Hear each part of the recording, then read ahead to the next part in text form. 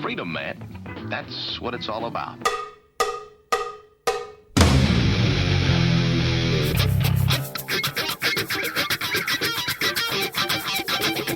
You've got to groove on freedom like the good book says.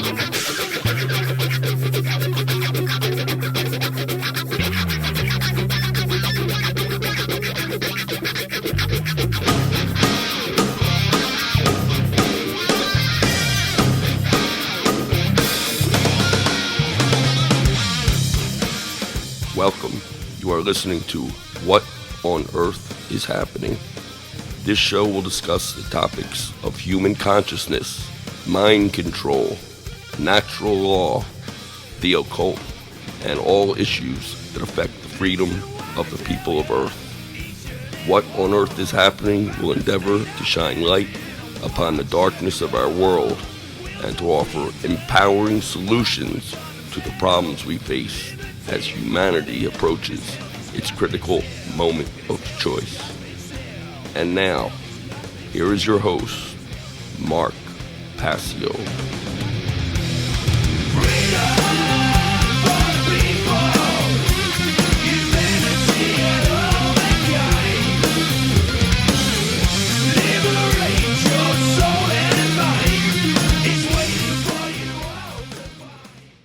Welcome one and all. You're watching What on Earth is Happening. I'm your host, Mark Passio.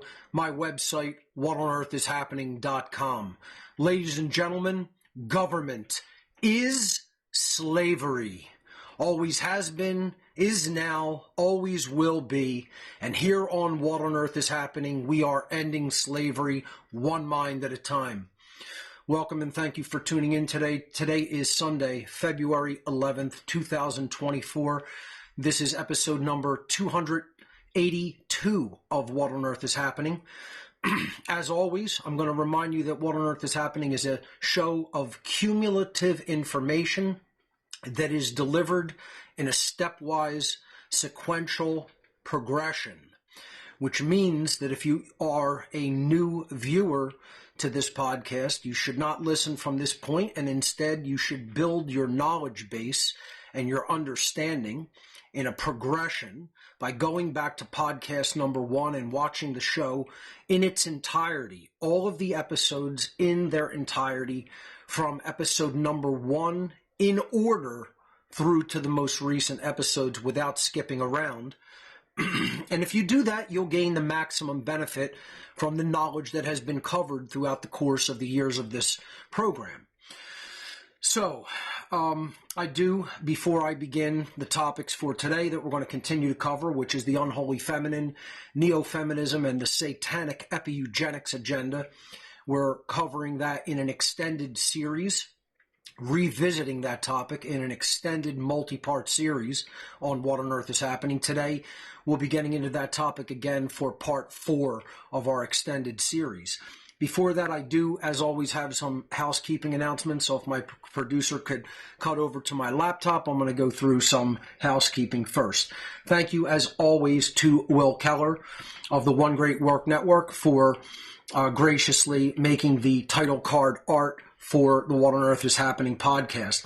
This is the artwork for today's show, the Unholy Feminine, Neo-Feminism, and the Satanic Epi-Eugenics agenda revisited part 4 of, I don't even know how many parts. It'll take as long as I take to go through the material and cover it to my satisfaction. And hopefully that this material is eventually truly understood and integrated into the conscious community of viewers out there, because I felt when I originally delivered this presentation back in 2016, almost 8 years ago, that it was not as fully received in the wider community as it could have been. In the people in the room, I felt they potentially, got it. And if they weren't already familiar with these topics, they learned a whole lot in an open-minded way.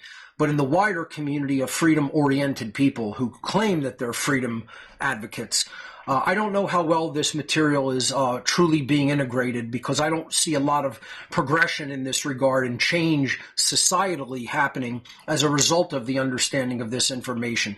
I still see tons of resistance to it, quite frankly. I see more people than not trying to tell me I need to reevaluate my position on this particular topic. And the answer is no, I do not. I've had the information correct, fully understood and integrated, vetted with the trivia methodology for over 8 years, far longer than 8 years. And it is other people who need to play catch up to me in their understanding and integration of this knowledge.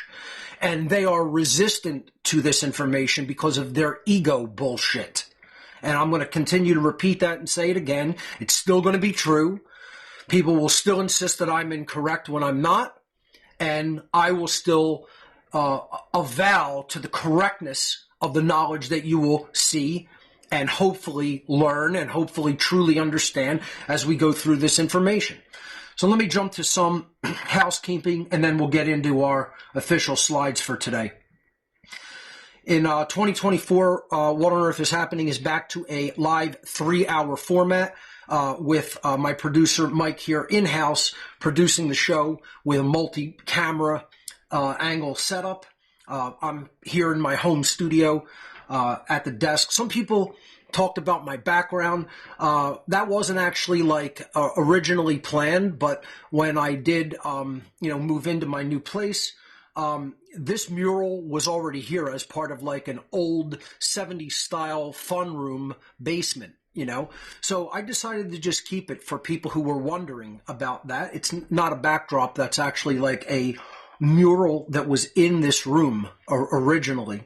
It's just basically old school 70s wallpaper with that, jungle design. So I personally loved it when I saw it and said, that's going to be my backdrop for the show, and just incorporated it into the show for people who were wondering.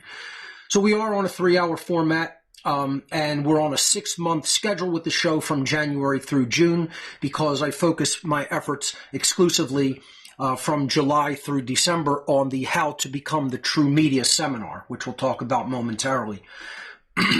This season, we are simulcasting on 10 platforms. I'm proud to say that we are doing all of this simulcasting and getting the word out there on multiple live streaming platforms. We stream and simulcast the show live every Sunday on whatonearthishappening.com, onegreatworknetwork.com, Telegram, Twitch, YouTube, Facebook, X, Rumble, Odyssey, and D Live. The How to Become the True Media 2024 seminar will be coming up July of 2024. Pardon me, folks, I have a little tickle in my throat. Okay. How to Become the True Media is an online technology skill sharing seminar. It's a 23-week seminar, one night a week, a 3-hour teaching session every Monday evening from 8 p.m. to 11 p.m. Eastern U.S. time, which takes place from Monday, July 8th, 2024 to Monday, December 9th, 2024, for a total of 23 class sessions. I will be teaching people all of the skill sets that they need to know and to understand in order to actually go out into the world and publicly teach natural law, objective morality, the evil that is taking place in our world, all of the mind control methodologies that the Satanists use against the human population, which is what this entire series on the Unholy Feminine is about. It's about a subset of their manipulatory, predatory, occult psychological techniques. So I teach people how they could become teachers of this information and put the word out publicly out into the world, which is the only way that we're ultimately going to truly change things for the better. This is a beginner and intermediate set of knowledge. covering the ground from everything from basic operating system skills in computing to things like workflow and best practices, to things like graphic design, to organizational skills, to the life skills that you really need to know and to possess to do this type of work. It's not just a technological seminar, but we do focus on that, and it takes people through how to make a presentation, all the audio and video equipment you need to do live performances or to do a live streaming show like this, how to do video editing, how to do audio editing, how to make a live show, a live streaming broadcast. So we teach you everything that you need to know to do the great work. And this is a seminar that has limited seating space for the virtual seminar. So don't wait until the last minute. Enrollment will open April 1st, 2024. It is a $523.93 donation when enrollment opens. Enrollment is not open now, so you cannot donate yet to become a member of the class this season, to become a member of the seminar. You have to wait until enrollment opens on April 1st and then visit howtobecomthetruemedia.com. The enrollment buttons will be placed on the website on April 1st at midnight Eastern U.S. time. For more information on the upcoming How to Become the True Media seminar, visit the official web page, the official website at howtobecomthetruemedia.com. The One Great Work Network is constantly online, streaming live, and filled with incredible content by over 70 great conscious content creators. Please visit onegreatworknetwork.com. Check out the live stream there. Check out all the great content there on the content creators page. And please don't forget to support the great content creators of the One Great Work Network. They all deserve your support on an individual basis. Don't Tread on Philly will be meeting this Wednesday evening for our second Wednesday happy hour. Every second Wednesday of the month at The Dive on 947 East Passio Avenue in the Bella Vista section of South Philadelphia. So if you're in the area, this event is always free to attend. Come on out, say hi, network with some freedom-minded people. For more information, you can visit don'ttreadonphilly.com or visit the Don't Tread on Philly Facebook page. And there's a calendar of events there as well. Inquire and Inspire documentary movie night takes place the third Thursday of every month from 6 to 9 p.m.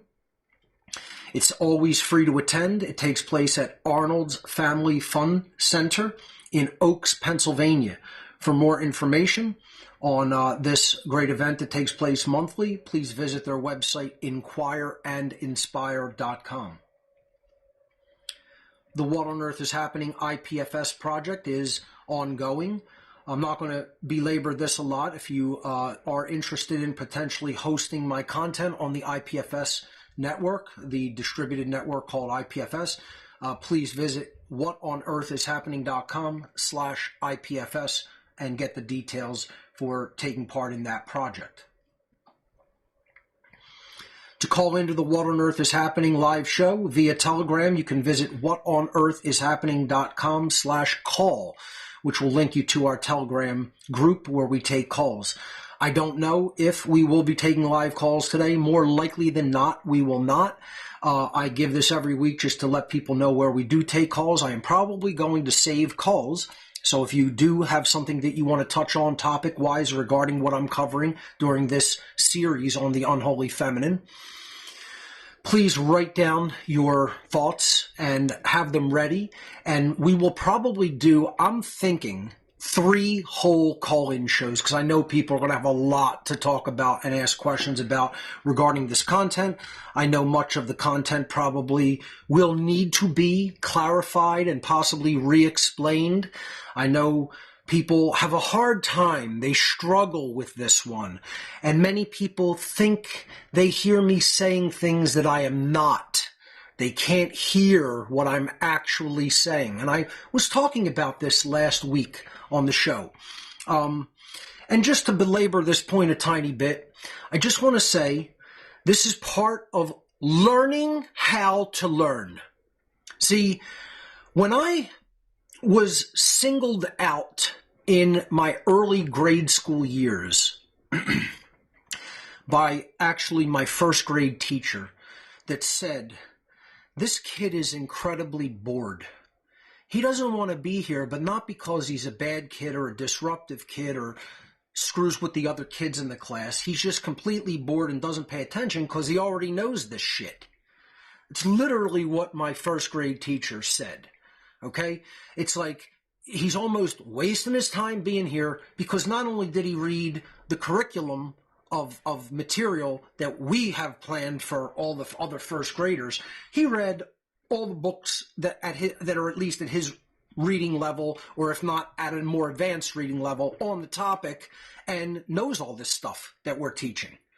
And the teacher, my teacher would actually go to like the end chapter of the book and like ask me a question, and I would give her the correct answer. And so she knew I'm not like sitting around bored, not paying attention, not looking at the board, not looking at the book because I didn't know the answer.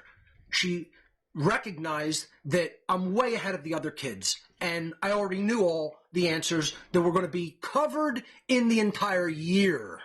Not just that day, but in the whole year. So she calls my mother in and basically tells her, your son's way, way, way more advanced than all the other students in the class, and he's bored to hell sitting there, like basically knowing everything that we're going to talk about and teach for the whole year. And, you know, I have to recommend that, you know, he go get tested. He might have a very, you know, advanced mindset and IQ. And she sent me for testing in the public school system. I was tested. Over 150 IQ came back, but it's more than that. It's like, you know, very, very, very advanced eye-hand coordination, very, very advanced extrapolation of information given limited, you know, data set, etc. So she recommended me for like this really advanced school that is probably like a school that like the elite send their family to, okay, to get a real education and to really, truly learn how to think in an advanced way and in advanced topics. And the school was so outrageously expensive that my mother almost fell over, you know, looking at the price, and just basically said to, you know, the people in the program, there's zero possibility that I could afford this on, you know, my income. And so that wasn't even a thought. It wasn't even a possibility that I would be able to be sent to those schools full time. So the city education system had a secondary program called the mentally gifted program that they sent children into. And thank you. Awesome. And they recommended to pull me out of my regular Catholic grade school education 1 day a week and send me into this program 1 day a week in a public school that offered this program called the Mentally Gifted program. So I did that. And the reason I'm saying that is because I just want to give people a background that I've always been out on the cutting edge. I've always been way out in front of everybody else. And you know, I tell family members this. I'm like, look, you thought I was some super genius back when I was in grade school and my early years of high school, and now you don't want to listen to me about what's going on in the world. Do you think that brain power, do you think that power of intellect and intelligence applied only to like book knowledge in 1st through 8th grade? You don't think it applied to the world? You don't think that you think it's only limited to like what I was taught in grade school, and you thought I was some genius back then, but I'm not now when it comes to matters of life and matters of how the world really operates? And I'm just telling people that because I know I'm way ahead of the curve. I know that I'm in front of other people. And I'm not saying that to be egotistical. I'm saying that to place in framework what always happens. I give people information way before they're ready to hear it or receive it because they haven't caught up yet. They haven't gotten the information yet. They haven't gathered the grammar. They don't understand what it means. And they can't hear it. They're hearing their perception through what's coming out of my mouth and entering their ears and entering their eyes is based on their limited data set, their limited availability of information, their limited ability to sift through the information and truly make sense of it, which is why I tell people, don't listen in the later episodes. If you're a new viewer, go back and get the fucking grammar in the earlier episodes and just understand, I'm not telling you to do this for no reason or just because I like to hear myself talk, and you're incorrect if you think I'm incorrect regarding that fact. You don't know what you're talking about. Stop trying to get under my skin by saying, I don't need to do that. Yes, you do. You don't have the knowledge. If you did, you'd be doing what I'm doing. That's how I know you don't have the knowledge. You don't have the knowledge, and you don't know what it means, and you haven't put it all fucking together, and you haven't seen the big picture, because if you did, you'd be doing this. You wouldn't be sitting and clacking away and spreading shit on the internet with your shit fingers. Okay? Let's get it straight. Let's get it understood. You wouldn't be talking shit as an anonymous bullshit coward through a keyboard hiding behind the internet. You'd be out putting your face out there, putting your real name out there, showing people who you are. And if you searched your name on an internet search engine, wrap your name in double quotes, throw it in any search engine you want, whether it's Start Page, Quant, Ecosia, Google, Yahoo, it doesn't matter. It doesn't make a difference what search engine you want to use, DuckDuckGo, whatever, okay? Pop it into a search engine in double quotes, your first and last full name, and you'll find out exactly how much you've been doing, how much influence out there you have, what kind of work you've been putting out. And you know what it is? It's always a big, huge goose egg. It's always one big, round goose egg coming out of your ass, is what it is. The people who want to talk the most shit, tell me I'm wrong, tell me I don't know what the fuck I'm talking about, are the people who have no information out there for themselves. Okay? And they want to think that their bullshit, uninformed, ill-read opinion is better than my unimaginably deep and excessive, to the point of exhausting, source material and topic material knowledge on these topics. Because if you think a presentation that I'm going to deliver over several weeks is the extent that I know, you're out of your mind. I know infinitely more than what I'm even laying out, because I'm giving you the most important stuff laid out in a condensed fashion, okay, with appropriate graphics and text.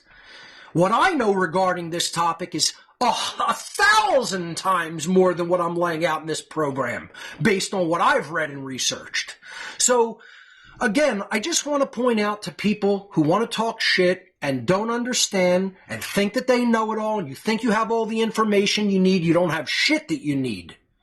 Okay? You're an egotistical punk who hasn't done your homework yet. Most people have not even gone back and watched all my podcasts. And then they want to say they're on par with talking to me about these topics. You're not. You're not even a fucking amateur. You're a joke. Okay? So let's get that fucking straight before we even start in a 100% confrontative way. Because I don't care whether people don't like what I have to say or how I say it. I'm going to say it confrontatively right to your fucking face. Because that's what the losers of this world need to hear.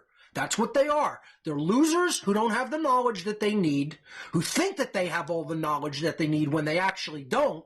And they actually then look at the people who are extraordinarily knowledgeable and say, because I don't agree with and I can't even fucking hear what you're saying because I'm so fucking dumb, you must be wrong. No, asinine fuckface, you're the one that's fucking wrong.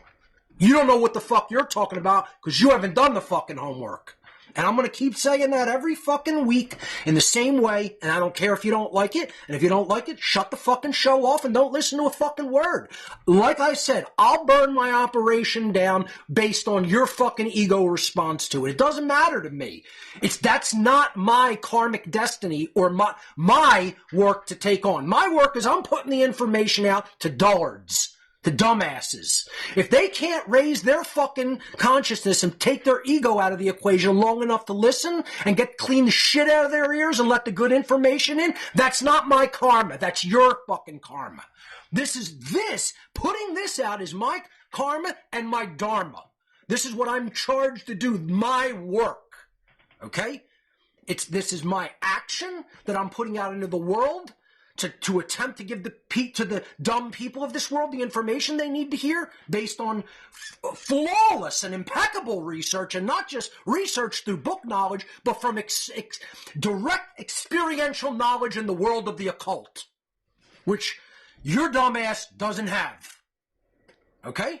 And you want to say that makes me somebody not to be trusted? Go fucking ahead. Say that with your dumb fucking ill-informed opinion. Don't listen and go fuck yourself. It's your funeral, asshole. Okay? It's your funeral. It's your family's fucking funeral. Because they're already murdering your ass, you dumb shit. The dumb shit who thinks that they know what's going on and wants to tell the actual informed person that they don't know what's going on. Imagine, that's the dynamic of the world we live in. Where dumb shit punk kids won't actually hear what an actually truly informed adult is saying to them because of their ego bullshit. So, you got to put yourself in present moment awareness. And what I really wanted to say about this is I do have people that eventually come back to me years later. It's always years. It's never a couple weeks. It's never even a couple months or several months. It's always years after the fact. 2, 3, 4 years after I've been repeating it, saying it over and fucking over and over and over and over ad nauseum. Then I get an email 3 years down the road. And guess what? It's great. I appreciate people sending emails like that because what they'll say is, Mark, I was such a dumbass in the past, I couldn't hear you. My ego was in the way. I couldn't hear a word you were saying. It's like you were talking a foreign language. You might as well be talking in a foreign tongue. I was unable to hear any of the components of the grammar. I couldn't hear the information that you were saying. You're spitting out all this grandiose information that's ultra important to the world, and I was literally so dumb that I could not perceive what you were even attempting to tell me. And finally, after I kept going back to it, and they would say, I would listen to your podcast on a topic 5 times, 6 times. Like, I've never done that with one of my podcasts, right? Great that people do it. People say, I'm on the 8th time through your natural law seminar. I'm like, that's fucking awesome. Maybe I've been through it like 3 times, maybe, right? I've watched my documentary a lot more than that because it's shorter, but maybe I've gone through the whole natural law seminar like 3 or 4 times. There's people that tell me I've gone through it like 8, 9 times. Great. But here's the reason. They need to hear it that many times because they're so informationally low density that it has to keep being repeated. Then they have to stop. They got to go and look at other areas of research. They have to vet it. They have to do their own research. They have to look into the topics that I'm talking about and read and read and read and read. And it takes years. This is how the unfolding of consciousness actually works. This is real learning. Real learning is not instantaneous. Real learning is not soundbite based. People are like, tell me the gist of it in 30 seconds. No, dumb asshole, it can't be done. That's not the point. You're not here to get the knowledge in 30 seconds. You know, if you get the knowledge in 30 months, that's miraculous. Okay? Focus on getting the knowledge in 30 years, you know, and maybe we have something.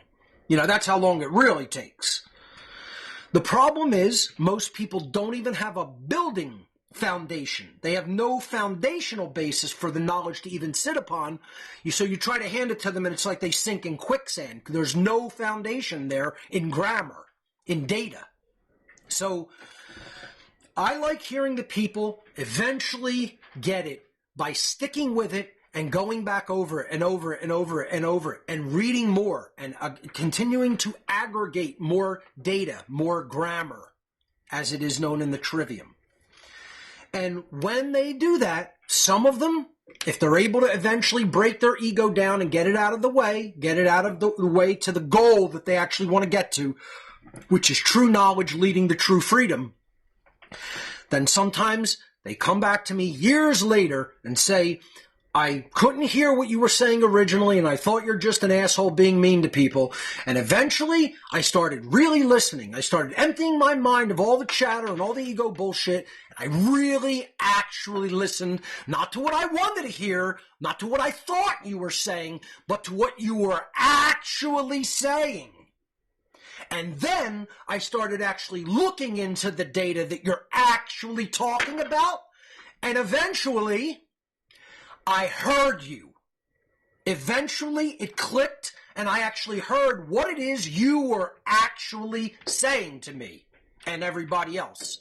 And then it finally clicked, and I began to understand it, and now I'm not a dumbass like I was when I started listening to you the first time and couldn't get it.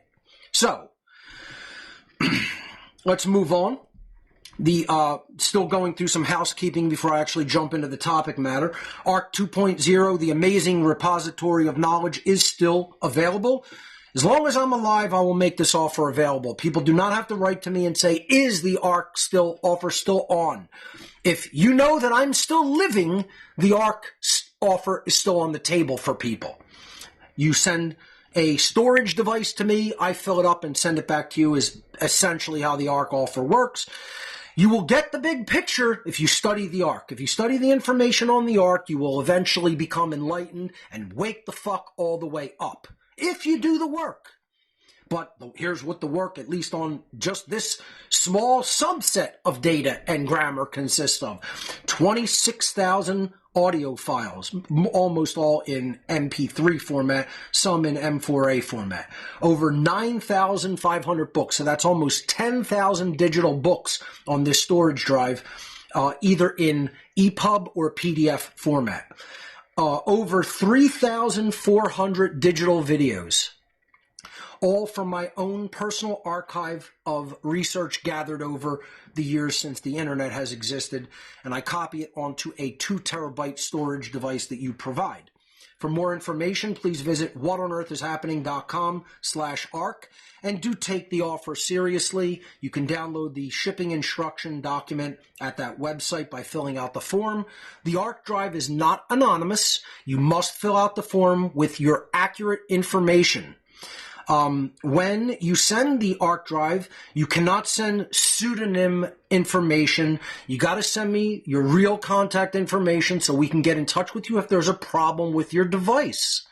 You know, people want to play secret agent man. Secret agent man, you know, oh, we're going to hide our identity even from Mark, even though we're asking him for the A.R.K, asking for his time, asking for his effort, asking for all the knowledge he gathered. And I want to play secret agent man. I'm not going to actually give you my real name. We're going to do a fake email. We're going to do a fake name. We're going to do a fake phone number. And then when your A.R.K comes all busted up because you shipped it to me all fucked up, we can't contact you. You know? I mean, this is how dumb people are, though, folks. This is what I deal with on a daily basis. You know? Give your real information. I'm not a secret agent. I'm not a member of the NSA. You know, I'm not one of the guys that's pretending to be one of the good guys and is one of the bad guys. If you think that, you have no discernment skills, quite frankly. You know, I'm an agent. Yeah. In my little shit home studio here, I'm an agent. You know, the ragtag operation that I run with barely, you know, the money that I need to keep it funded and keep myself here and fed. Fucking, I'm one of the bad guy agents who's getting paid, right? Yeah, okay. This is how fucking retarded people are. They're born fucking retarded from retarded parents, and they stay fucking retarded their whole fucking miserable lives. Here's the thing, folks. You can start retarded and you can fucking heal yourself. And I'm using the term to mean a really dumb, stupid fuck in street lingo. If that describes you, you're fucking retarded. It means you're slow, right? I get that there's legitimate retardation conditions, and believe me, they upset me, and I'm not making fun or mocking anybody with those conditions. They're genuinely upsetting. And it's a shame that those type of genetic issues and anomalies have arisen, and people are still to this day afflicted with those things. So the other people call me an ableist or something for using the term "this person's retarded." Like, look, it's street fucking lingo that means you're a fucking dumbass and you don't know what the fuck you're talking about, and you think you do. Okay, let's get that straight. You know, I'm not actually insulting a segment of the population with disease. I'm telling the dumb fucks that aren't inflicted with a fucking debilitating disease, you're a dumb fuck. You have the opportunity because your brain actually isn't messed up in that way. And you have the opportunity to learn and come out of your condition of being fucking slow because you don't have the data you need. Stop thinking that you do. That's what makes you a fucking retard. Stop thinking that you know when you don't. And start working toward knowing. Start moving in that correct direction instead of moving in the opposite direction from real knowledge. If you want to support What on Earth is Happening in One Great Work Network, visit gifts.whatonearthishappening.com. Tons of great material there, from flash drives to DVDs to T-shirts to the One Great Work Collection solid state drive, my natural law documentary, other ancillary items like buttons, stickers, coasters, keychains. It's all there. And we have a technology donation section. Let me step out of the presentation briefly and go to the tech. Let's check in on the tech donation section of gifts and see where we're at. Okay, that's up. You can go back to the website. So I'll just go over here to categories, technology donations, and we can check in to see where we're at with the donations for a Mac Studio that I'm trying to get. So this is the item here. I'm trying to procure a Mac Studio for my office computer and my creative computer, what I will actually build my presentations on. And you could donate in $50 increments, starting with $50 and going up through $500. This is a crowdsourced donation method that I make available for items that we need to run this operation that are too expensive for one person to purchase. I wouldn't want to give the burden to one person. So we crowdsource it. And we are now at, we have raised almost half of our goal. And I think this is only show number 5 this season. So we have raised $2,750 out of the goal of $6,000. Thank you so much to everyone who donated in this crowdsource effort toward this computer that I would like to purchase later this year. And that's wonderful news that we're almost halfway there. I'm going to step back into the slides and continue. And then I have a very brief announcement before I get started with the actual content. So gifts.whatonearthishappening.com. If instead you would prefer to make a straight donation, without, a hard copy item sent to you in return for your donation, if you'd rather make a straight donation to our causes, you can visit whatonearthishappening.com/donate. Tons of donation methods, including Cash App, GPay, Wise, Zelle, 9 different cryptocurrencies, check or money order if you want to do it the snail mail way, the old-fashioned way, and our Amazon technology needs list. I believe there are 2 items on that tech needs list on the donate page of What on Earth is Happening right now. Thank you to everyone who has donated toward the What on Earth is Happening and One Great Work Network causes over the years. We would not be able to continue to stay in operation without your generous donations. So thank you very much from the bottom of my heart for all who have contributed over the years in a resource-based capacity. Those are all my housekeeping announcements, save one. Let me let me just put my title card back on the screen briefly to just tell you this piece of personal information. I am not going to get into details this week, but I am going through a difficult personal time right now that may necessitate me not being on the air next Sunday. I do not know the time frame. There is a lot of up in the air things regarding what is happening right now. It will not affect the rest of the season of the show or my operation. Don't, think that it's anything that, disastrous. It is a personal, family-based, difficult time that I'm going through right now, and I don't want to say any more about it this week. When I have more information, I will deliver it, and that will either be next week or 2 weeks from now, depending on if I can be on the air next Sunday. So I just want to let people know that, and I will keep you informed of what I am actually referring to when I have more information myself. So I would just like to say, if people are, want to do that, just, send some good thoughts and energy. If you have any kind of even spiritual or religious sentiments, prayer is fine even as well. I don't really discriminate that way. So, but if you could, send some good thoughts and energy over, I could probably use it right about now. It's a rough time period. So let's jump into the topic matter for today. I'm going to switch over to my Unholy Feminine presentation slides, and I'm just going to back up by one slide and briefly review. We were talking about the topic of what Satanism is, because if the Unholy Feminine agenda that we are talking about and have been talking about for the past many weeks is indeed satanic, it is driven by an occult religion known as Satanism. And this is a modern term for it. It has been called many things over the centuries, over the millennia. I would refer to it as the worldwide network of satanic adherents, because that is what it is. It is an ideological worldview, is what Satanism is. Satanism is an ancient occult religion comprised of diverse, interconnected networks of worldwide adherents. It is not one group. It is not the Freemasons. It is not the Zionists. It is not the Kabbalists. It is not the Rosicrucians. It is not the Catholics. It is not the Jesuits. This is babyfied version of what the occult world is and who's running things from behind the ostensible corridors of power. If you think on the terms of it's one group and I could point a finger at them and point a finger on the map and that's where they're at, you're a child. You're a little fucking baby who doesn't understand the complexities of what is around you.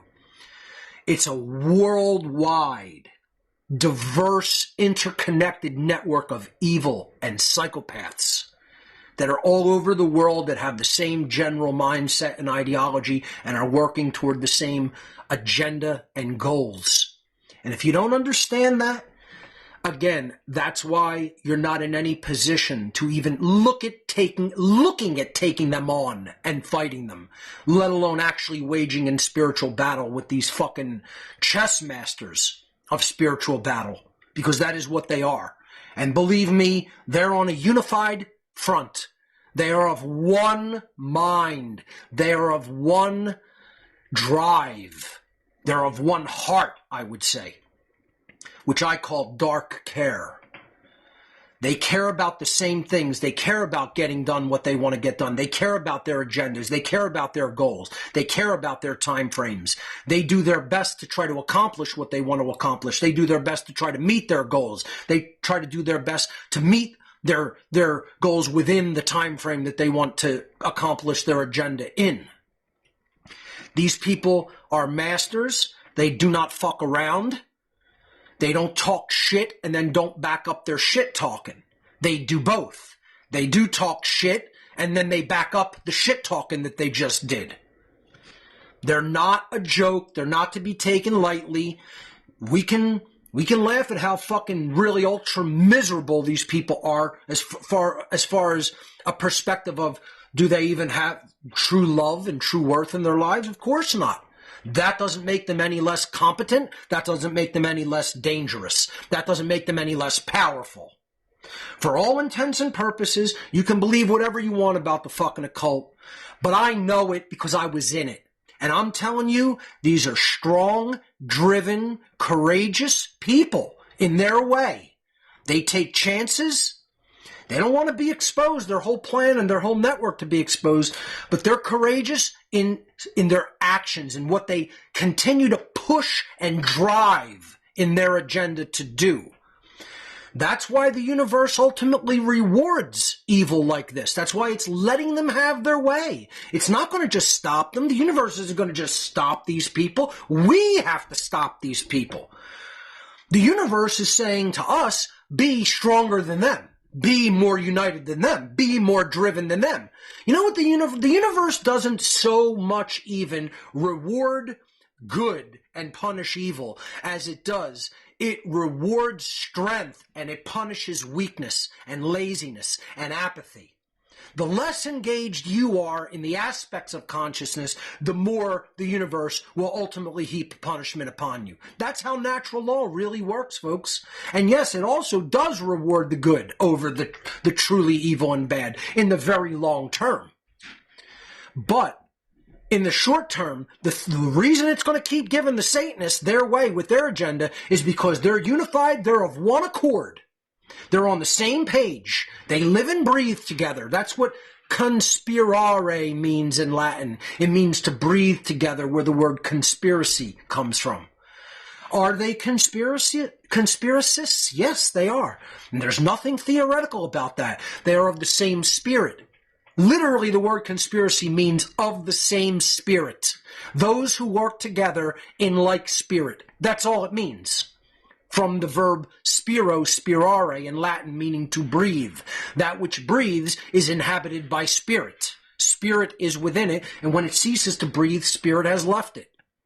The medical term for dying is CTB, ceased to breathe. Literally, when they write down that someone died in a hospital, it's the letters CTB, ceased to breathe.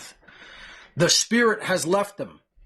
You know, to inspire someone is to put spirit inside them, help them to have more spirit in them. It's the breath of life.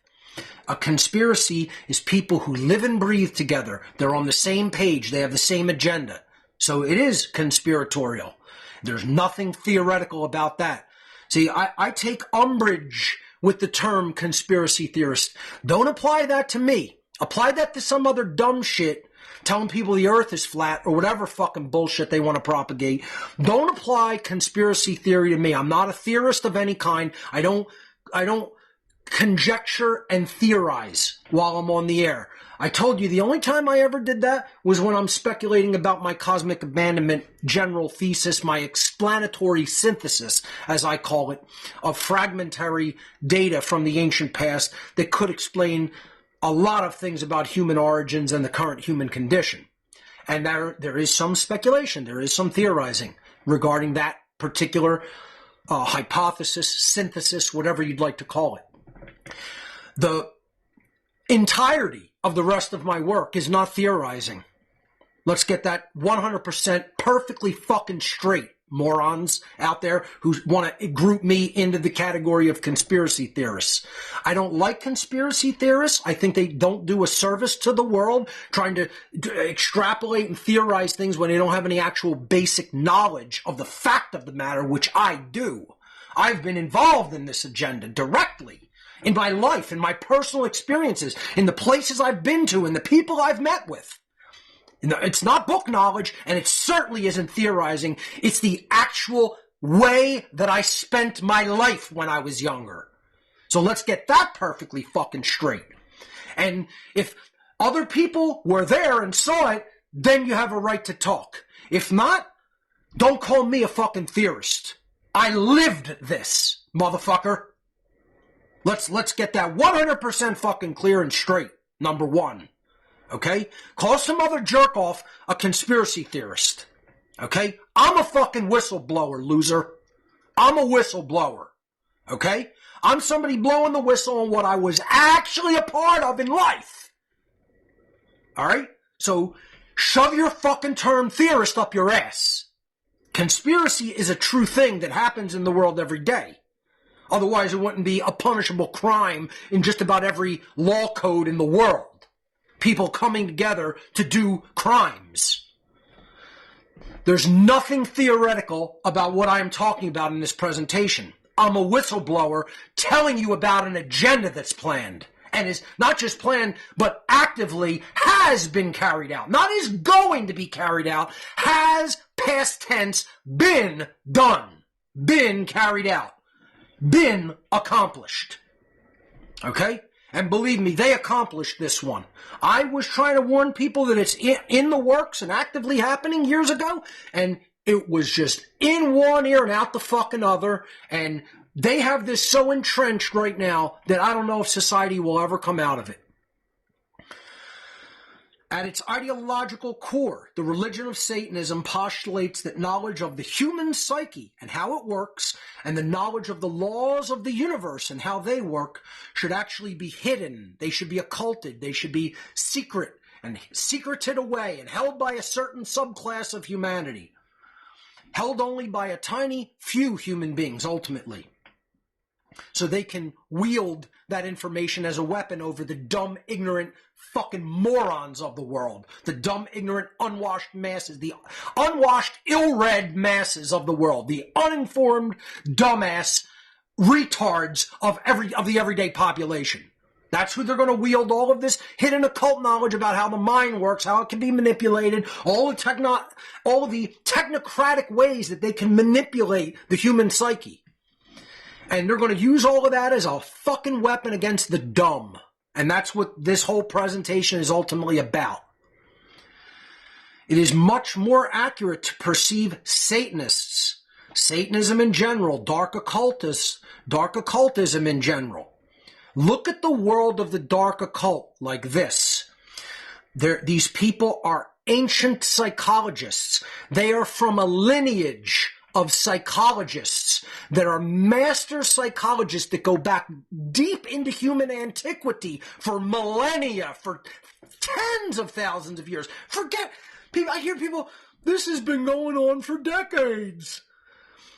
Decades? Try 200,000 years minimum. Try that. Try that number on for size. Minimum. Probably far longer than that.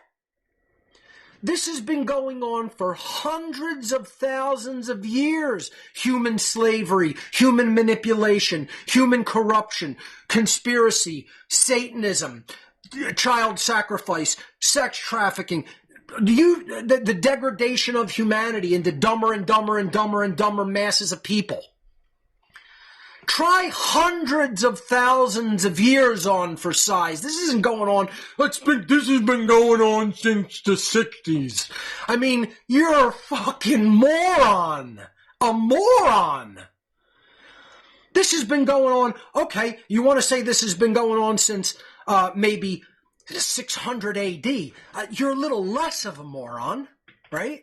You know, this has been going on since, the days before what we call BC, before Christ. I'd say you're a little bit less of a moron. But if you really want to look at the scope and scale of the ideology that runs the world that I'm calling Satanism, and that most people who do really understand the world of the dark occult know as a satanic mindset, we're talking about at least 100,000 years, if not more, double that or more. Okay? So let's get that time frame straight, number one. This isn't something new that came with politics or with the Kennedy assassination. It didn't start there. This didn't even start back in when Marx came around and him and Engels were charged to write the Communist Manifesto. This is way before all of that. Way before that. I laid out the modern satanic origins of both Nazism and communism in my Two Masks presentation, which, by the way, I have very brief news about that. I have to meet with my editor this week. If I can find the time to do it, it's edited. and we're going to be ready to bring it out onto the store relatively soon, onto the gifts area relatively soon. So watch for that. 2 Masks is at the first draft of completed editing. So if I just watch it through and I'm happy with it, it's going to be released on gifts shortly after that. So I'm going to tentatively say a couple weeks. I'm not going to be exactly held to that. That's not a promise. I have to see what my personal schedule, because as I said, there's some very heavy things going on, and my personal schedule may not even allow for that time frame, but I'm shooting for the next couple of weeks to get it into my gifts area. Okay, that's the plan anyway. And I want to release 4 other presentations, possibly right back to back in that same time frame. That's my goal, because I don't want these lingering on later into the year. But I have to see how my personal schedule works out and if I'm able to meet that self-imposed date there. If I do, I do, and that's wonderful. If I don't, tough. You know, I'm the one who has to actually do the work to get that stuff up on the store, on the gifts area. So we'll see how it goes, is the best that I can promise. So start looking at the occult world as a lineage of ancient psychologists who know all of the hidden knowledge about how the mind works and how the real laws of the universe work in nature. And then they've held it completely to themselves to the extent that they are able to do that, to keep it sequestered from the rest of the population, so they can wield it as a weapon. They can wield that knowledge as a weapon against the population, the dumbass population who remains ignorant of that knowledge. You can call this any name you want. In the modern day, the moniker of Satanism is attached to it because it's identified with the Christian concept of Satan, who is the adversary of the God of creation. So I'm going to talk about that momentarily. Okay, this is the slide we left off on last week. Through the power differential they gain by their knowledge differential, by way of manipulating those who remain in ignorance of the occulted knowledge that this priest class has, this small minority who are in the know wish to permanently rule the masses of humanity and effectively become God on earth. That's their ultimate goal. This is not about worshiping the Christian devil. Now, once again, if people believe that Satanism is the worship of the Christian variant or idea of the devil, you're a dumb fucking child. You are a little boy who just shit his pants in a diaper at 2 and is toddling around, waddling around. I just shit my diaper. That's literally who you are. That's literally you. That's you, if you think that's what Satanism is. I don't know how much more I could paint the picture and make people fucking see how you're viewed. That's how you're viewed by your masters. I'm not one of your masters, and I'm telling you, not only do they view you like that, I view you like that, and I'm not even one of your masters. You're a little shit for brains toddler that just took a big steaming dump in your fucking diaper, in your hugs, okay? You're a moron. You think unidimensionally like a little fucking shit diapered baby. Get your head out from up your fucking ass and empty the ego of your religiously induced bullshit and listen to an expert who knows what the fuck they're talking about because they were a priest in the religion. I was a priest in this religion. You are a know-nothing fucking moron. Listen to other know-nothing morons of what they think Satanism is when I was a fucking priest in the fucking religion, loser. Yeah, that made me a loser back then. I'm no longer a fucking loser because I got out and I'm trying to give the fucking playbook to other fucking people. But you'll have your head up your ass watching the fucking Super Bowl today instead of actually fucking getting it out of your ass and learning what Satanism really is instead of what your bullshit religious interpretation told you it is. Moron. See, the reason I get so viciously and almost violently upset is because imagine if someone came along and said, I'm just telling people you're dumb. You're dumb because I know the truth of the matter and I see the ill-informed opinions that you continue to shit out of your mouth. So I'm just telling you you're dumb. I'm not telling you that an actual experience that happened to you didn't happen. Imagine if someone who got their finger cut off with a saw. And I said to them, your finger's not cut off. Fuck you. You didn't get fucking traumatized with a cut off finger with a fucking saw when you were younger. That didn't happen to you, motherfucker. Imagine I would be prepared for a bottle. I'd be prepared for a beer bottle to be just swung the fuck on me. At least where I grew up, that's what would happen. In my environment in South Philly, when I grew up, you went into some fucking restaurant or a bar and you walked up to a person and they had a finger missing and you said, your finger didn't get, and you said, how'd you lose your finger? Oh, it got cut off with a circular saw. And I'd be like, yeah, I'm sipping my drink.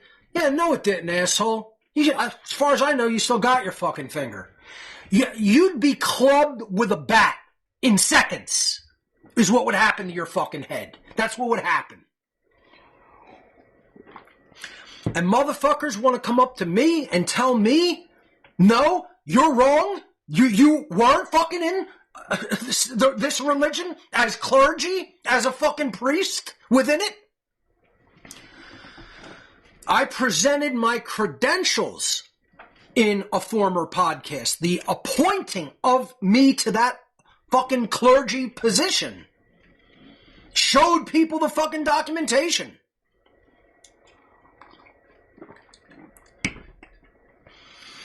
So, if people want to disagree, that's one thing. Don't dare fucking tell me what I lived and didn't live. Or you better be prepared for fucking some real street shit to happen to you.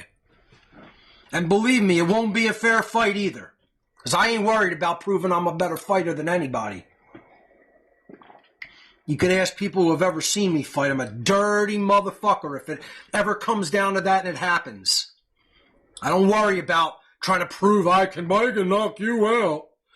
If I decide I'm going to hurt somebody, I'm going to fucking hurt them.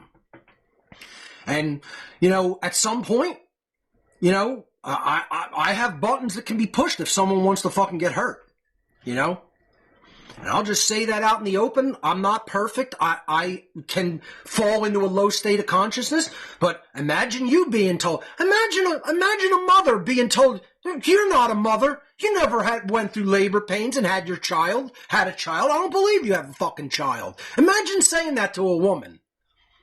What would you want to fucking stab somebody if someone told you never had a kid? This is the equivalent of people telling me I don't know what the fuck I'm talking about when it comes to Satanism. Go fuck yourself. You weren't there, loser, and I was. That's how that really works.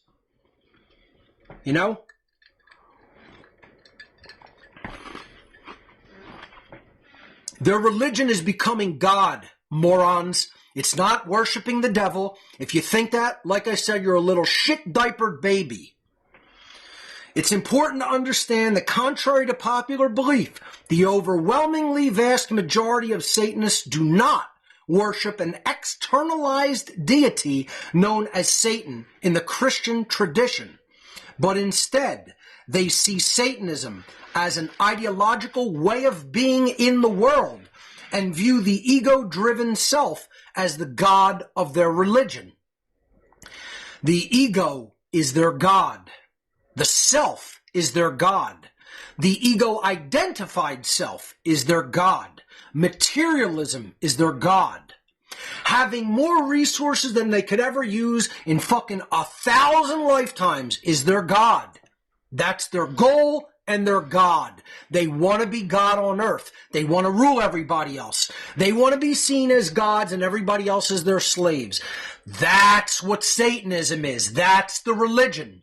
And at a lower level, it's simply an attitude and mindset and worldview of egotism, of not really caring about anybody else but your selfish ass self. That's what Satanism is. Satanism is being in a mindset that you're not connected to God. You're not connected to the Creator. You don't care about the Creator's laws. You don't care about the difference between right and wrong. You don't care about whether human rights are respected. You don't care about who else suffers. All you give a shit about is your creature comforts. All you give a shit about is your own fucking ass. All you give a shit about is making money, having the resources you need, being comfortable. It doesn't make a difference what fucking happens to the rest of the world. That's Satanism. That mindset itself is Satanism.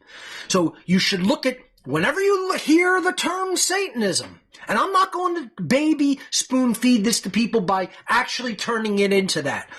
The word is the word. The word is what it is. That's the term. That's how you reference it in the modern world. It's the satanic mindset. But if you have a problem with that, because you're a fucking moron with their ego in the way, call it egotism. Call it out of control egotism on a worldwide scale. Call it that if you want. I don't give a fuck what you call it. Call it, I got my head up my ass, so I can't say the word Satanism. You could call it that. This is, I got my head up my ass, so I refuse to use the term Satanism ideology. Is that what you want to call it? Because you're a fucking moron with your head up your ass and your ego in the way? The name for it in the modern age is Satanism. The end. Get over it. It doesn't mean it wasn't around before the word Satan. It doesn't mean it wasn't around before the concept of Satan. It doesn't mean it wasn't around before the Christian religion invented the character of Satan. That is not what it means. This is an ideology that I'm using the word Satanism to describe because it accurately describes the ideology. Call it the religion of the rulers of the world. That's the more accurate actual wording that you can use to view it. But what is the religion today? If you describe what is the religion of the rulers of the world, and I describe all the characteristics of that worldwide religion that all the globalist elitists actually have in their mind and heart, I'm describing the satanic religion. And again, people want to think this is not a singular sect of Satanism. This isn't just LaVeyan Satanism. This isn't Aquino-Setianism. This isn't a Whitehall Church of Satan variant of J. Solomon, or who called himself Yaj Nomelos, reversed his lettering of his first and last name. You can go on and on of all the organizations. This isn't the Satanic Temple. It's not the Temple of Set. And on and into other variants of this mindset. Those are just subsections of it. They're not the whole worldwide network. They're a tentacle of the network. They're a tentacle of the octopus. They're not the whole body of the octopus. Okay? Just try to develop adult-like thinking when it comes to this. This is what bothers me, is all I see in this bullshit freedom community is just children. You think on the level of a little fucking baby with shit in his diaper. You don't think on the level of a very intelligent adult. And that's who you're up against. You're up against extremely cunning, competent, driven adults that know how to get done what they want to get done, and they're doing it. They're not talking shit about doing it. They're actively doing it to you. And you're still talking, it's the Jesuits, it's the Jews, it's the Zionists, it's the Freemasons. You're dumb fucking losers who your fucking masters are laughing at all day long. I don't want to be on the side of dumb fucking losers. I want to be on the side of driven, intelligent adults who could think more than a one-dimensional child shitting in their diaper. And I'm tired of being on the fucking losers team, because that's what most of you people are. You're fucking losers who don't know how to think because you haven't gathered the fucking grammar. And you're dragging me and everybody else on your side into your fucking loserdom, ass. That's the problem. Make an effort to get your mind out of one-dimensional bullshit thinking and wrap it around a deeper concept. This is the problem, is that most people are little shit fucking diaper toddlers and never learned how to really think. They can't think associatively. This is why so many people don't understand what's going on in the world. This is why so many people can't understand symbolism that's right in their fucking face. This is why most people can't understand it's a complex network. It's not one group of people. It's not exactly one ideology. There's variants of it. It's complex. It's not there to be simple for your lazy fucking simple-minded simpleton fucking brain to understand.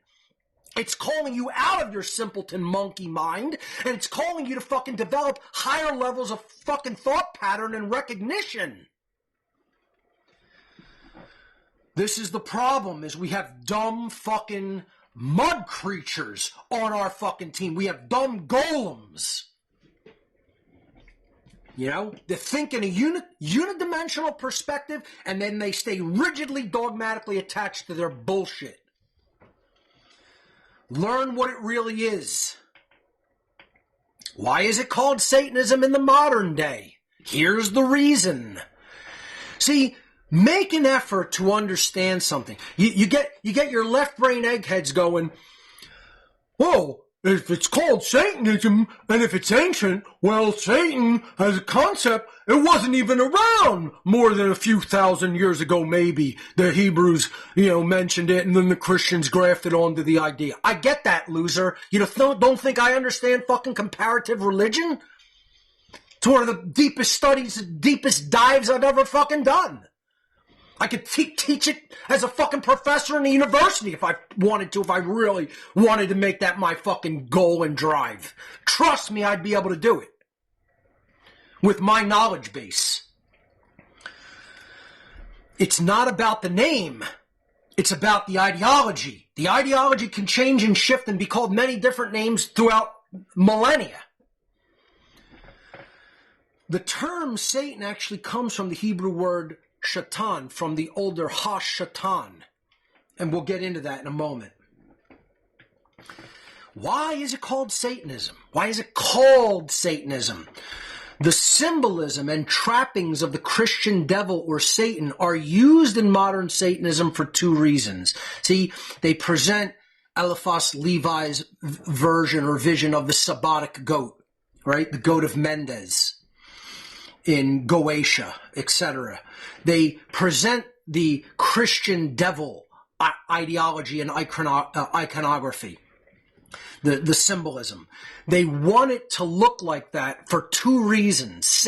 Higher level Satanists are fine with those trappings for modern Satanism. They like it being that way because what it does to the uninitiated, what it does to dumb religious morons, is it gets them to think, and even left brain eggheads who just associate the modern satanic network or just lump it all in with, it's the LaVey Satanism or that's the Satanic Temple, etc. It makes it seem like just other religions that are just, those are quaint, nonsensical religious beliefs that, yes, ill-informed people that don't have the kind of education we do, they believe in that superstition. They don't understand it's the ideology of the rulers of the planet. And why do they use the Christian trappings or symbolism of Satan within their elitist religious belief system? Here's why they use it. It's used in modern Satanism for two reasons. The first reason they use this type of symbolism is to try to make outsiders, often leftist eggheads, left-brained and leftist eggheads, think Satanism is just another quaint religious belief that is based upon traditional Christian belief systems. You see the clever chess game? This is how these people play. You're playing checkers, they're playing 5D chess. They're getting idiots to think exactly how they want them to think. That's what social engineering is. It's engineering the thought patterns of people to think the way the masters want them to think. And you still don't get it. The people out there still don't get it, because if you really got it, there'd be thousands and thousands and thousands and thousands of teachers worldwide on what this belief system is. It wouldn't fall to Mark Passio and a few people on One Great Work Network. Everybody be talking about it and would be accurate about it. You get some dumb morons that are talking about it, and they're like, they're devil worshippers. They worship the devil. You don't know what they do because you're not in Satanism. You never were. You never will be. You don't know what Satanism is. You don't know what the ideology is. You don't know what the mindset is. You don't know what the fucking worldview is. And you don't really know what the agenda is. You think you do and you don't know. Because if you believe this is just about worshiping the Christian devil, once again, you know zero about what Satanism is. And the reason I'm belaboring, defining it correctly, is because you have to truly understand what Satanism really is and why it operates the way it does to understand the Neo-Feminism agenda, because the Neo-Feminism agenda is part of Satanism. And if you don't understand what Satanism is, you'll never really understand the psyop that's being rolled out on you. And your dumb fucking mud creature ass. Golem. I'll call you what they call you because they're right. That's the thing. That's the fucking part that has burned my fucking heart out.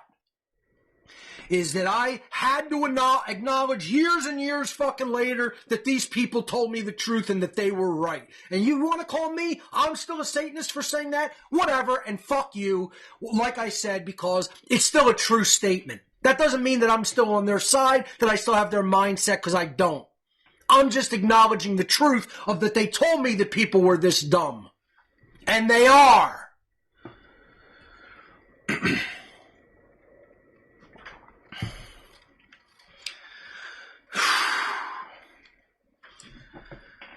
The second reason that Satanism uses the symbolism and trappings of the, quote, Christian devil is because Satanists themselves want to associate themselves with the adversarial dynamic in nature. What is the adversarial dynamic? In the occult world, the adversary of the evolutionary force. In the occult world, let me break down one of the most important, fundamental, and basic occult teachings that is taught in all true, original, mystery tradition intent schools of occult thought. So if you have teachings that have been brought down through the ages and through the generations by great teachers of the mystery traditions of consciousness, you will realize that if it's been unadulterated, if the teachings have been unadulterated to a certain extent, they will talk about two basic terms being the highest level forces that operate in the realm of nature or in the universe. And those forces are based in the thought forms, because everything exists as thought in keeping with the first principle of natural law within the Hermetic tradition of teaching the Hermetic principles. The first principle is thought. The principle of mentalism. Everything that exists ultimately exists due to thought. The universe is a mental construct. Ultimately, at its base level, it is consciousness. That's the essence of the first Hermetic principle, the first principle of natural law. So, all of creation, all of manifested reality follows two basic thought forms, love and fear. We talked about this very early on in What on Earth is Happening material, which again, that's why I say go back to that, because I recover it in later episodes. I recover basic prerequisite knowledge, and if you didn't really learn it then, it's going to sound like totally new, and you're not going to really have it integrated fully. You may hear it, you may say you understand the words, but it's not about that. It's about a stepwise initiatory progression. It's an initiation into deeper knowledge, that if you get the ABCs, then you're going to be able to come up to the modern stuff and read the whole book. But you can't learn how to read a book unless you learn grammar and spelling first. And that's what the earlier subject matter is about when I was a lot calmer. before the bullshit that happened in our world happened, which I was warning all the fucking morons was going to happen for fucking a decade and a half. Then it happened because the morons didn't listen and actually get to fucking teaching what they needed to teach the other even dumber morons. Do you get it? Why I'm a little bit miffed?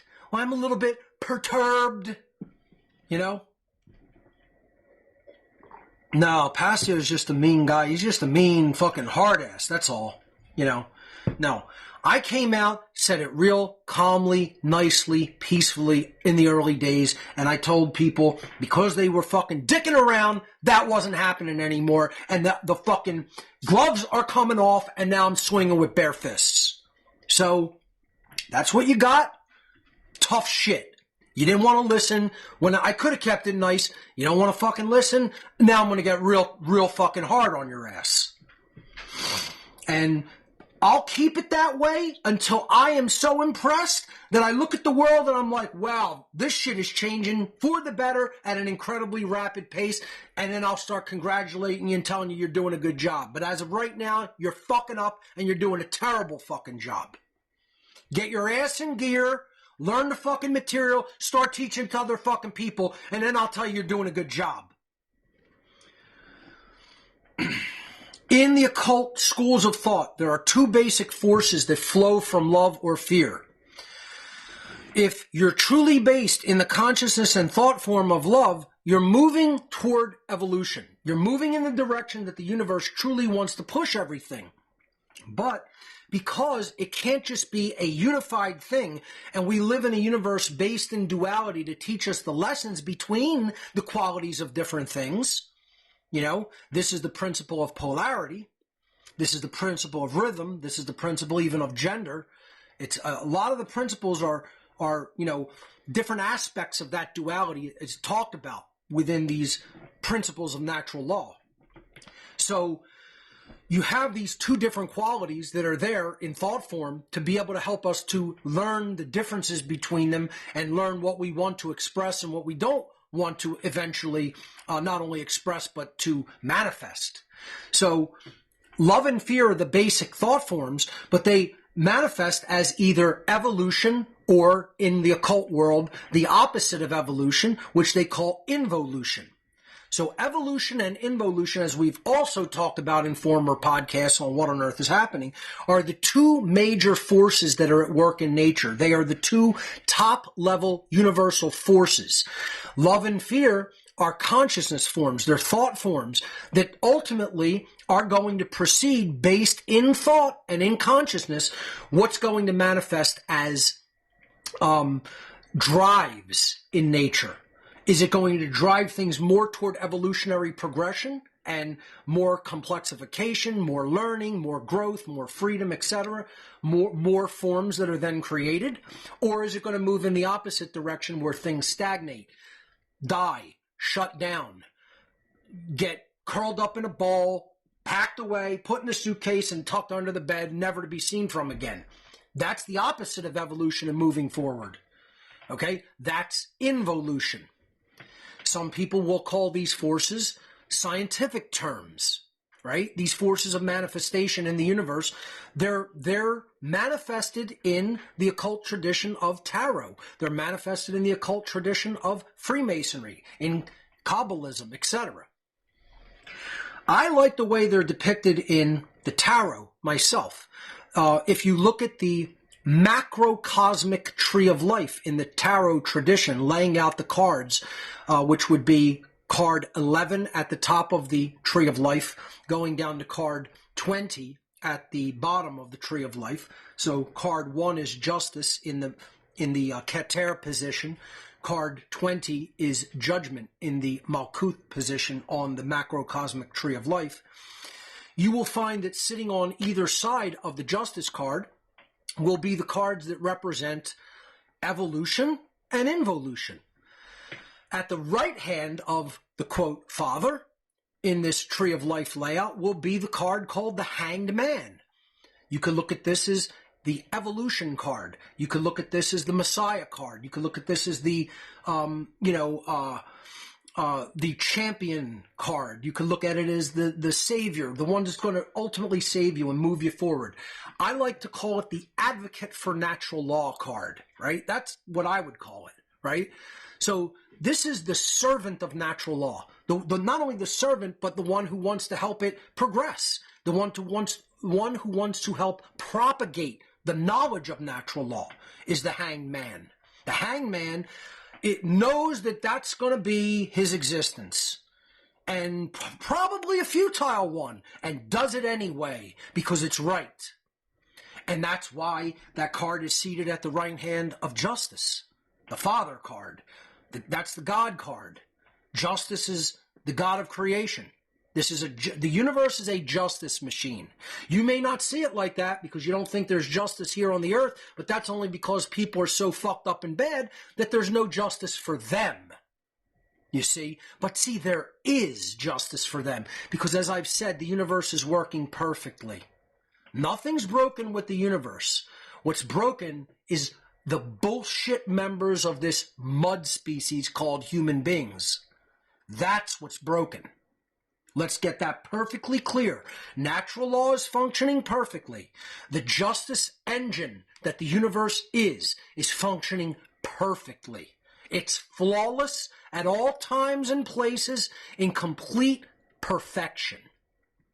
And it's giving us exactly what we deserve. It's giving us slavery. It's giving us death.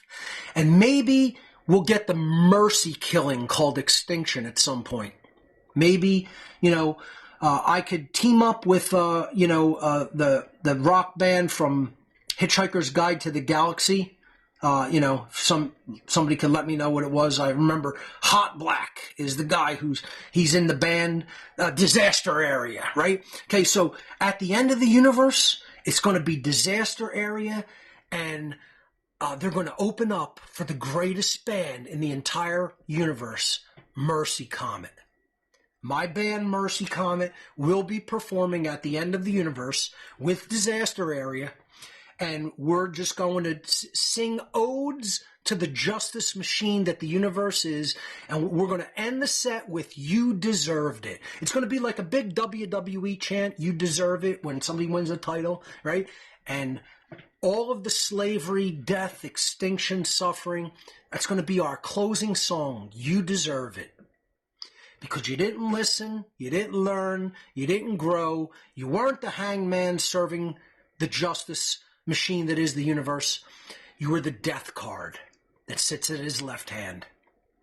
And you see, learn through the tarot, a real occult book. You don't even need most of the other books. There's one book you need, and that's the tarot. And that'll tell you everything you need to know if you know how to interpret the symbolism within it. So on this layout, justice is at the top, at the right hand is the hangman, at the left side is the death card, because that represents involution in occult teachings, which means stagnation, death, suffering, not learning, staying stagnant, not serving the force of justice, not moving the universe toward greater things, toward more complexity, more understanding, more life, more freedom. No, you're holding it back. You're holding it and crushing it.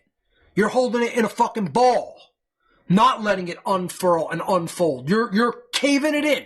You're burying it. That's the force that Satanists serve. Death. Involution.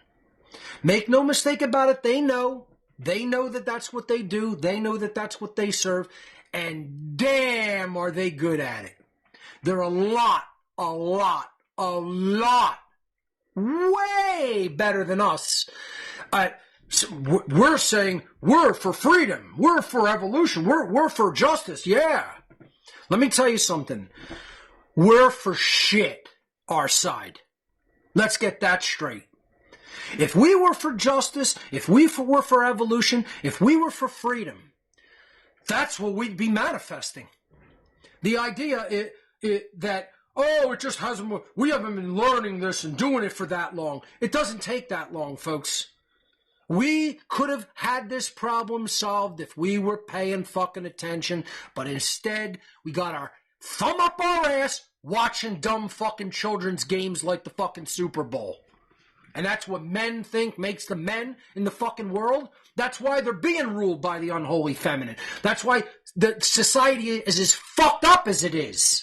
Because of what men have allowed themselves to become, because of the mind control that women have been put under, that then fucking influence men to be like that. Shove your fucking game up your ass. Little fucking children playing games, watching fucking people play games, even fucking worse.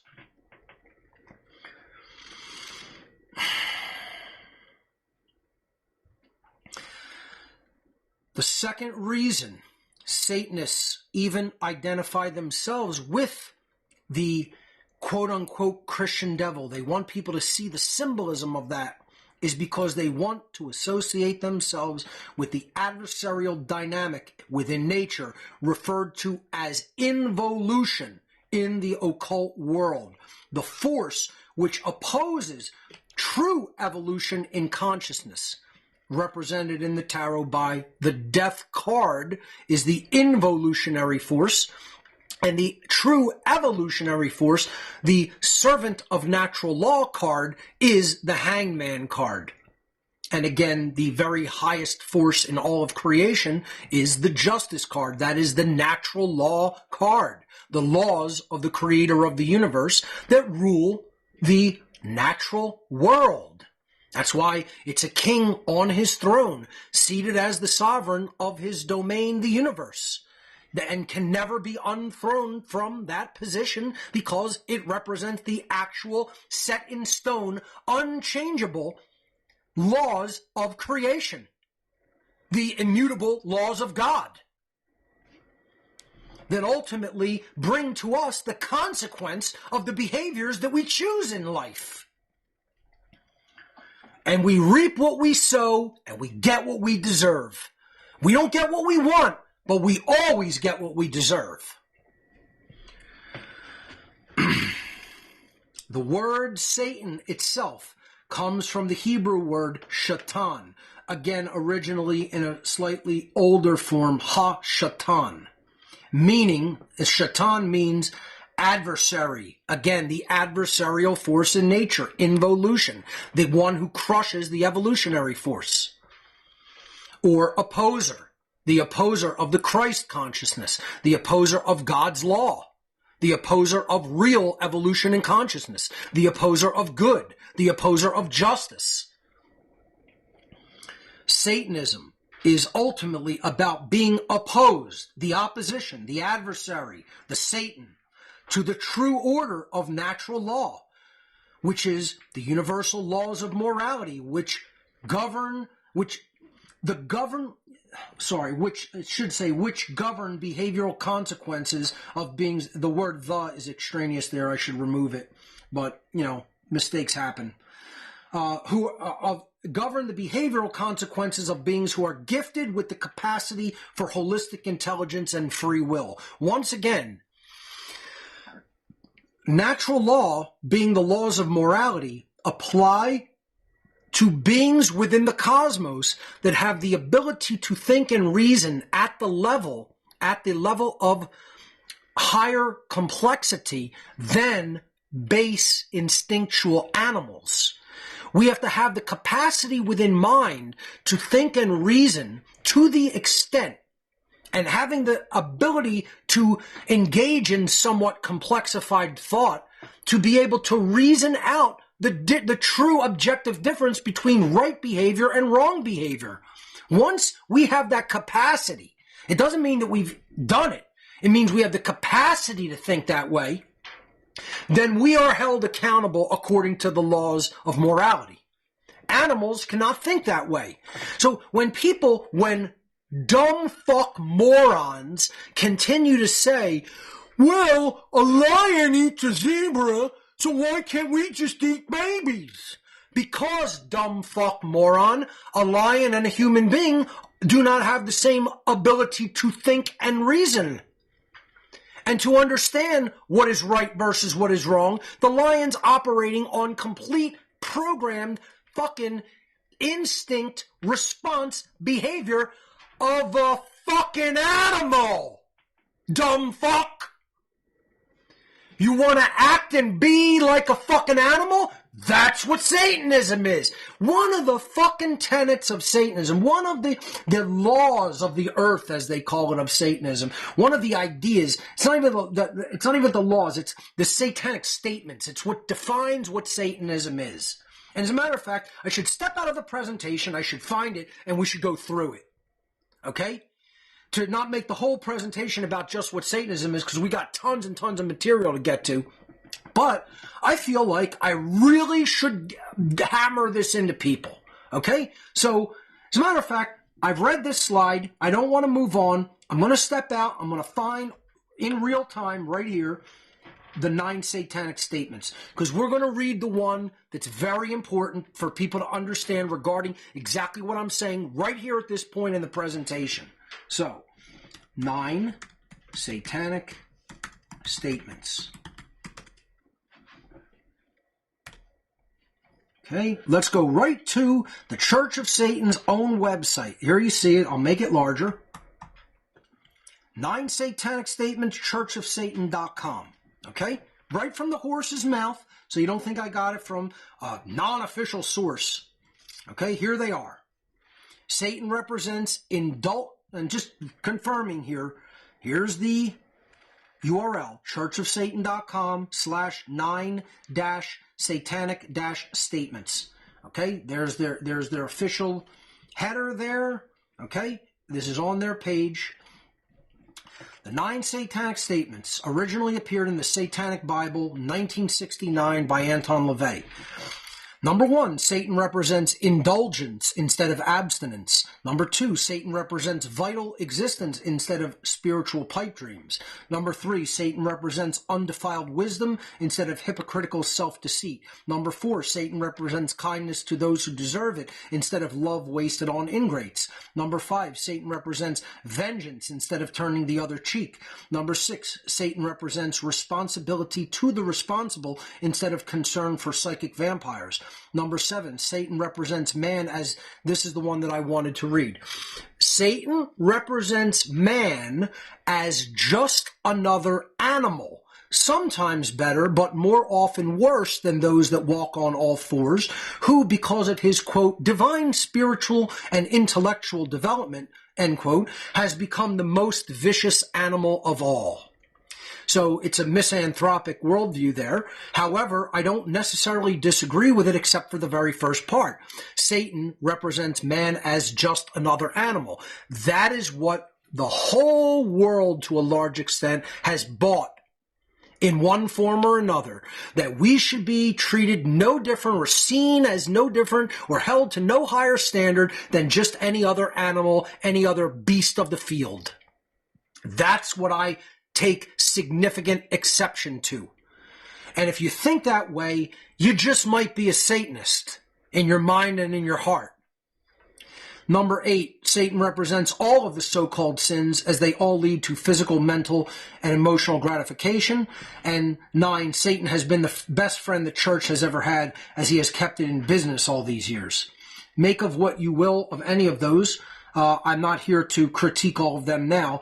I wanted to read this particular one, and specifically, simply the very first part that I have highlighted here. Satan represents man as just another animal. This is what all the people who don't understand what natural law is think. This is their ideology because they still have Satanism in their mind and in their heart, and they've been inculcated into this religion without them even knowing that they've been turned into a Satanist. This is one of the core principal tenets of Satanism, is that human beings are no different and should be treated as just another animal. And if you believe that, in your mind, in your heart, in your spirit, you are already a Satanist. That is my point. I'm going to go back to the slides now. So this is the entire point. This is why they want to identify with the adversarial dynamic in nature. And natural law, they want to turn it upside down. They want to invert everything. They want to invert the natural. They want to make it artificial. They want to invert good. They want to turn it into evil. They want to turn evil into good, and vice versa. They want to be the rulers instead of following the natural law of morality. They want to rule in hell rather than serve the Creator. You know, they want to be the kings of a death planet, serving that death force, that death card representing involution. That's the force they ultimately serve. If you see, this is the problem, is people have been so poisoned by bullshit dogmatic religion that they think Satanists get together, dress up in robes and light up a fucking bonfire and do rituals to the devil.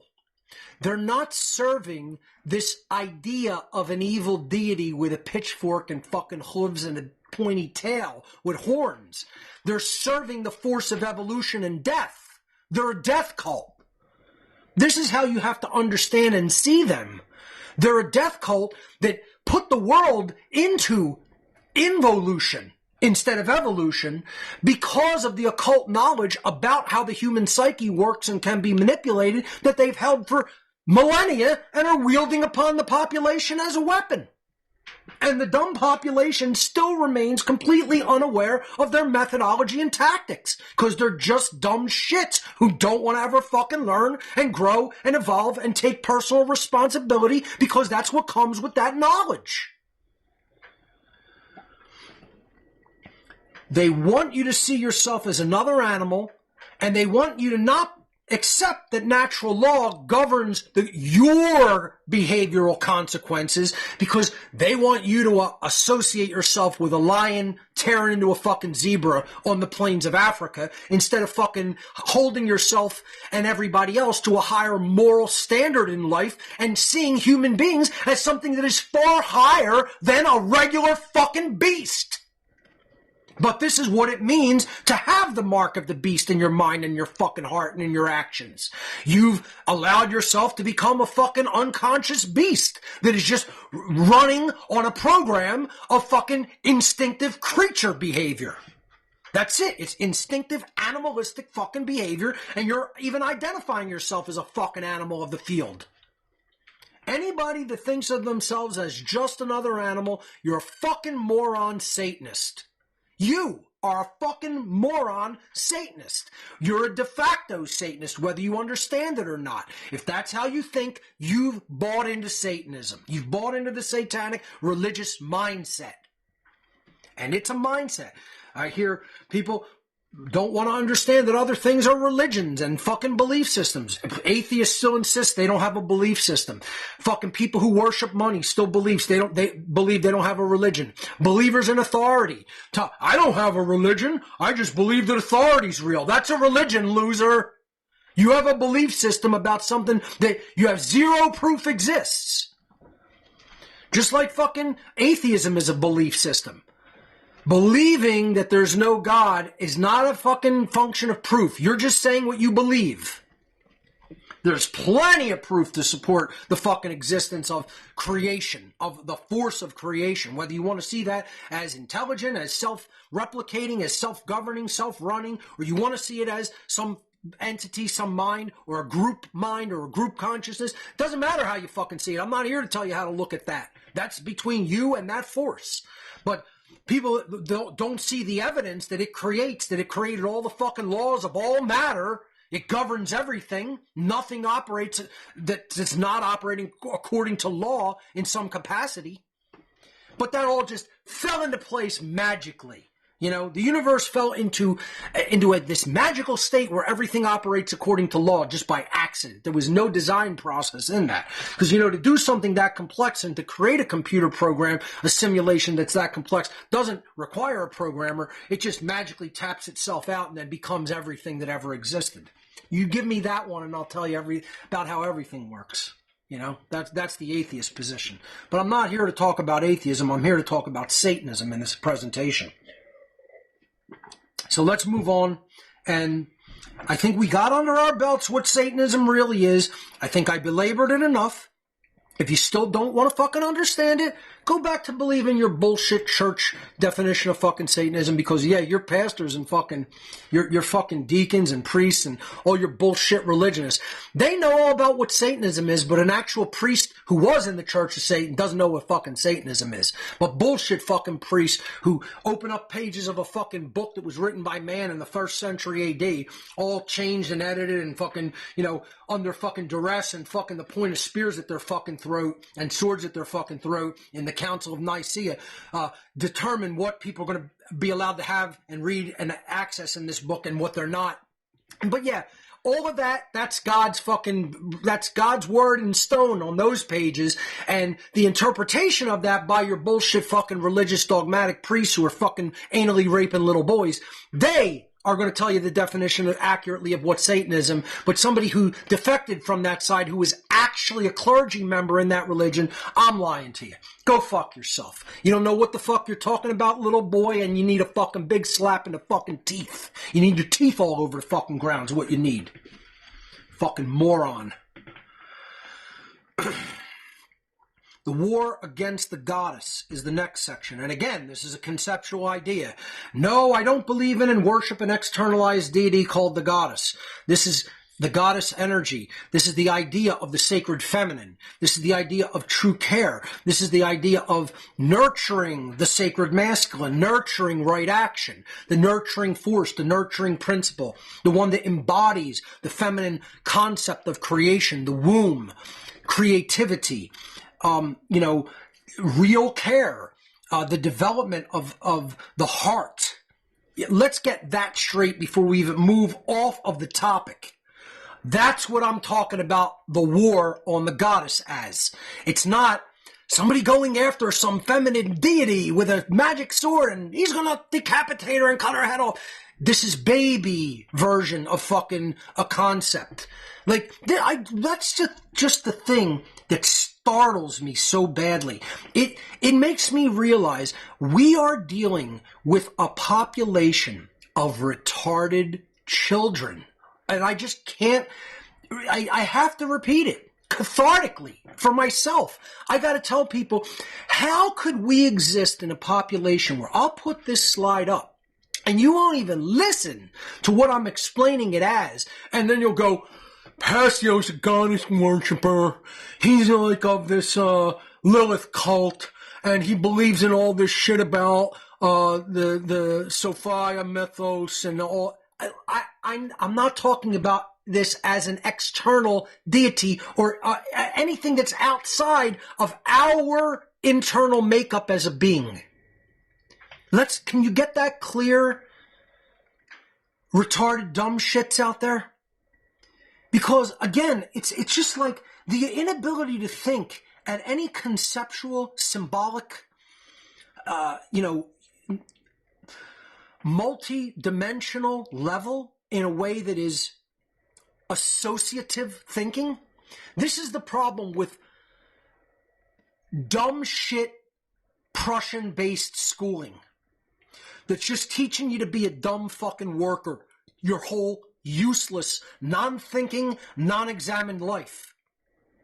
That's what the school system did to you. That's what the media did to you. That's what the government did to you.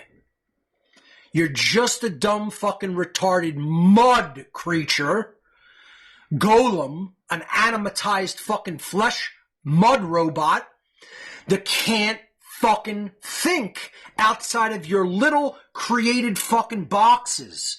This is your problem. This is all the problem of the dumb shits out there, and I'm talking to some of my audience. If it doesn't apply to you, I'm not talking to you. But it applies the most, I'd say it applies to most of the freedom movement. Without any doubt or any exception, it applies to most people in the freedom movement. They're almost all dumb shits like that. A small percentage of them, maybe a handful, 4 or 5%, really can think on a higher level. And again, this is like social engineers of the past have said.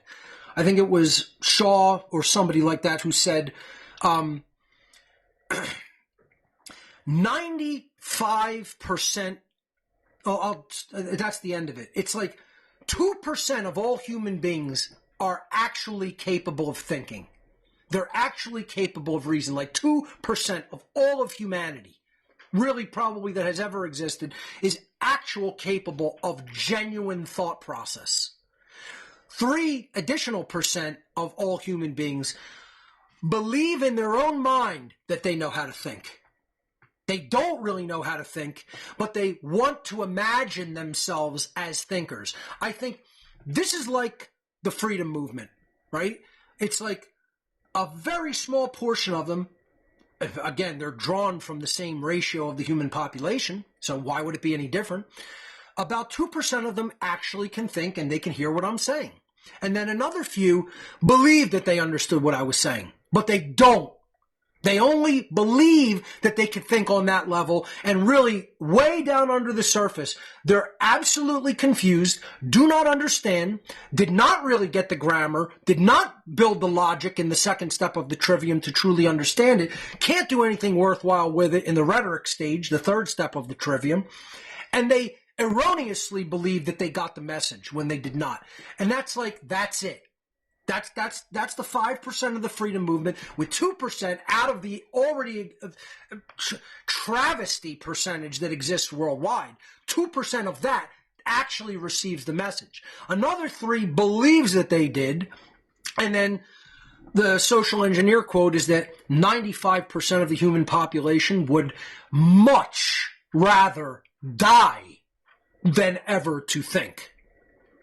So 2% are actually capable of thinking.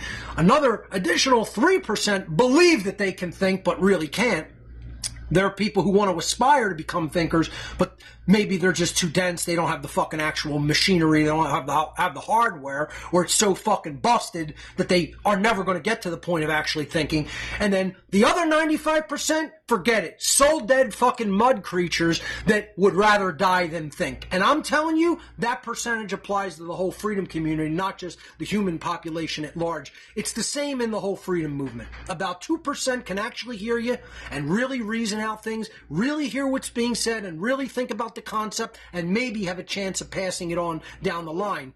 3% are fucking pseudo-intellectuals that believe that they can understand things when they just don't really have the fucking hardware to do it, or they haven't developed the hardware enough to do it. They haven't actually trained and done any fucking lifting, and they're fucking weak-minded, and so they just graft onto things, and they don't really understand them, and then they can't really do anything with them. And then the other 95%, they're just fucking followers, incapable of thinking.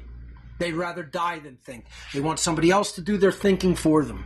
So, again, you want to prove you're not in that fucking 98% of dumbasses?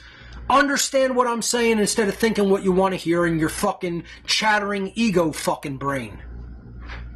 So let's look at the strategies, the techniques, the war, this whole section, this whole thing that I'm going to lay out, and all these different aspects are all a war on the sacred feminine. It's an aspect of the personality of all beings. It's not just women, it's men too. You should have, if you're even a man, the sacred feminine aspect within yourself. That's the aspect of true care. The reason I sit here on Sunday is because of the sacred feminine dynamic. Do you think I want to fucking sit here and teach shit that I know like the fucking back of my hand? I could fucking teach this backwards in my sleep, blindfolded, laying on a bed, never having to fucking get up, and I forgot more material than most people will ever fucking learn. And you think that's egotistical? You don't know what I've taken in. I'm not talking out my ass either. I've taken in so much knowledge, so much data, that I've said it many times, it's frightening to me. I look at it like, Jesus fucking Christ, I think I'm some kind of fucking crazy machine with the amount of data that I've taken in. I have forgotten more about this than most people will ever learn. Let's get that clear, okay? So, I don't need to be here. The very reason that I do this and go through the fucking bullshit to set this fucking show up every Sunday and deliver it and try to teach people is because of having the sacred feminine dynamic of true care in my fucking heart. You don't want to see it like that or think of it like that because I have a lot of masculine energy and come at people direct. Yeah, that's the sacred masculine. But don't try to say I don't have the sacred feminine developed. I wouldn't fucking be here at all if I didn't. I wouldn't do this shit, this fucking unrewarding work for hardly any result. For the little piss shit result that it has gotten, which isn't nearly fucking enough to move the fucking weight that needs to be moved. It's largely a lost cause and a lost effort. I'm under no delusions that the idiots in the freedom movement out there, we're winning! Wait, let me see if I can get this right. Hold on. We're winning! Is that good? Did I get that good? It's about exactly what they sound like. We're winning! Hold on a second. Wait, let's add some musical accompaniment. We're winning! Yeah, you're winning. Yep. Here's the second verse. We're winning! There's verse 2. You guys are fucking clown shoes. You're not even fucking clowns. You're sweaty, smelly, disgusting fucking clown shoes. That's what you are. Okay? You can't think associatively. You can't think multidimensionally. You can't think symbolically. And your masters can. And that's why they're genociding you. That's why they're culling you. Because you're a dumb fucking sheep that bought into the bullshit of religion, that bought into the bullshit of authority, that bought into the bullshit of government, that bought into the bullshit of money, and you can't get your mind out of these fucking traps that the globalist Satanists have set for you. You're weak. You're weak fucking golems that can't and won't think. So understand, the goddess is a form of energy. It's a form of a characteristic within a being that exists in both genders, both sexes, male and female. And they're trying to destroy it in both genders of humanity. So let's look at some of... This is another way of looking at this war, okay? And specifically related to the Neo-Feminism topic, which is a satanic agenda, this is how I'm defining it as a working definition. This is the war against the goddess, the war upon the sacred feminine. That's the main title there. The war on the goddess, the war on the sacred feminine aspects of the human personality that contains the sacred feminine energy. Or, in other words, specifically related to the programming that is directed at women in this neo-feminism agenda, this section is about what modern women are being socially engineered to think, to want, and to be, and the effects of that social engineering upon all of human society. So, I want to take this part slow.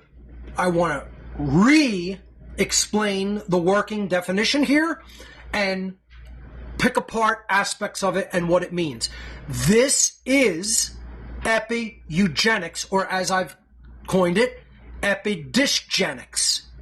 Through the mind, what they are teaching and inculcating people through their satanic belief system, worldwide network, religion, however you want to look at it, their worldview that they're giving people and inculcating them into, they are epidysgenically socially engineering all of human society, meaning they're doing the manipulation through the mind and mind control techniques, social engineering, and the outcome that they're getting is actually making people weaker, less intelligent, less driven, less caring, destroying the sacred feminine dynamic of caring enough to do something, and making society into a perfect, degenerate, slaved society. It is a perfect enslavement society caused by the degeneration or dysgenics waged upon the human population. So let's go through this working definition of what pretty much the rest of this presentation is about. The war against the sacred feminine. Or in other words, what modern women, the women of today's society, not to say that this isn't an ancient agenda, but this particular neo-feminism agenda that we're going to completely dismantle and take apart and analyze every part of it, every piece of it, going forward over the next few weeks. It's what modern women are being socially engineered by the satanic social engineering priest class to think, that's where it all starts in the mind, to want how they can manipulate their desires, what they believe they want, but that belief of desire of what they should want is actually implanted into them by the social engineer priest class. Again, we're going to talk about that. We're going to actually look at and examine things by social engineers themselves who have said these things, that they mold our tastes, they mold our opinions, they mold our minds and what we think and the information we have access to. And so what do you think? They're not molding opinions, desires, wants, what people call their desires and what they want and what they see as reasonable, what they see as attractive, what they see as necessary, etc. All of not some of these things are socially conditioned. All of them are socially conditioned. No part of it is the natural world, folks. See, this is what I hear over and over again by idiots. That's just biology, Mark. That's just thousands and thousands of years of human evolutionary biology. Hold on a minute. We have in studio today, folks, the expert. We have the expert in-house. I knew he would be required, so I made some prearrangements. I invited him here, and here he is. Mark, don't you know that you didn't get the memo? You didn't get the email? The way people behave, it's all just driven by millennia of biological development in Darwinian evolution. And that's why people act the way that they act. And there's nothing ever that can be done about that, because that's just how people's genetics work. And that's just how they're genetically programmed. And they're just slaves to those genetics. And they just behave like that because that's the way their genes were designed. This is the fucking total imbecile moron out there, day after day after day, who I have to hear their fucking nonsensical, ill-read opinions, that think they know what the fuck's going on, and they've never even heard of epigenetics. Never heard of it, never read anything into it, never read one fucking book, never read one paper, never listened to one lecture, and I've almost exhausted material on this to learn how it really works, and it's driven by the mind and the consciousness, and we're not at the mercy of genes, and we're not just fucking computer code that is just absolutely unchangeable and our genes direct it all and we're just fucking flesh robots. We're not that. We have a choice. We have the ability to change it. We have the ability to write and add to the fucking story and make the story better and make it come out the way we actually want it to come out instead of being slaves to fucking biology. If you think humans are slaves to biology, shut the fucking show off. You're a dumb motherfucker. You're never going to learn. You don't want to fucking learn. If you're intent in staying attached to that bullshit, disproven, 150-year-old disproven model, it's pseudoscience, you dumb jackass. You haven't done the fucking homework. You're not privy to the new shit, man, as the dude would tell you. Go back and watch The Big Lebowski and hear the biggest line in the fucking movie. You're not privy to the new shit, man. You haven't done your fucking homework. You haven't done your fucking reading. You're shoving 150-year-old science up your ass until it hits your fucking throat and comes out your mouth in your bullshit diarrhea speech.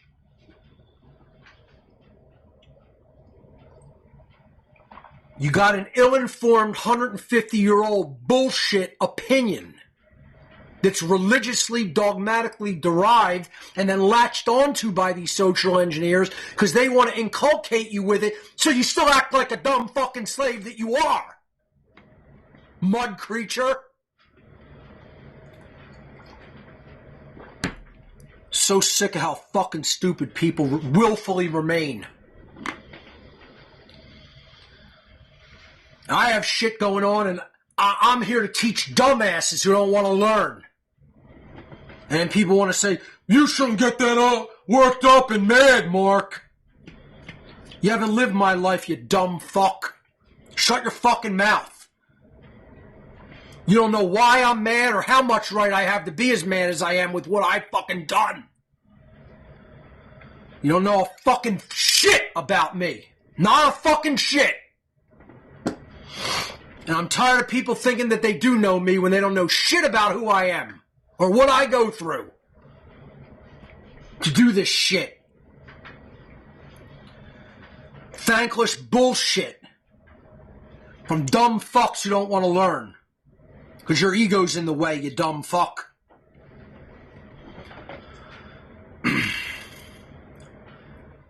The working definition, the war on the goddess, the war on the sacred feminine, what modern women are being socially engineered to think, to want, and to be, and the effects of that social engineering upon all of human society. That's what the rest of this presentation is about. Know the things that the way people think, especially women in our modern society, are not driven by genes and by human biology. If you think that, that's why you're under satanic mind control programming. That's why you're a dumb shit who's never read into epigenetics. That's why you're a dumb shit that doesn't know about social engineering. That's why you're a dumb shit who has zero idea about Epi-Eugenics / Epi-Dysgenics. If you really want to get into what's going on in this world, it is an Epi-Dysgenics agenda. Dysgenics. The dumbing down and ultimate eventual culling of the population driven by mind control tactics and then actually engaged in and upon the population intended to be culled so that they do it to themselves. Imagine being such an advanced social engineer and mind controlling sorcerer that you want to actually wage a war against the rest of the population, but you've developed the strategy. I don't have to kill anybody. I don't even have to get other people as or structured and organized directly under me that they might even be able to see, hey, they're working for you. I don't even have to get those people to do the killing as kings and queens of the ancient past did. They would assemble their armies, their henchmen. And you don't want to do my bidding?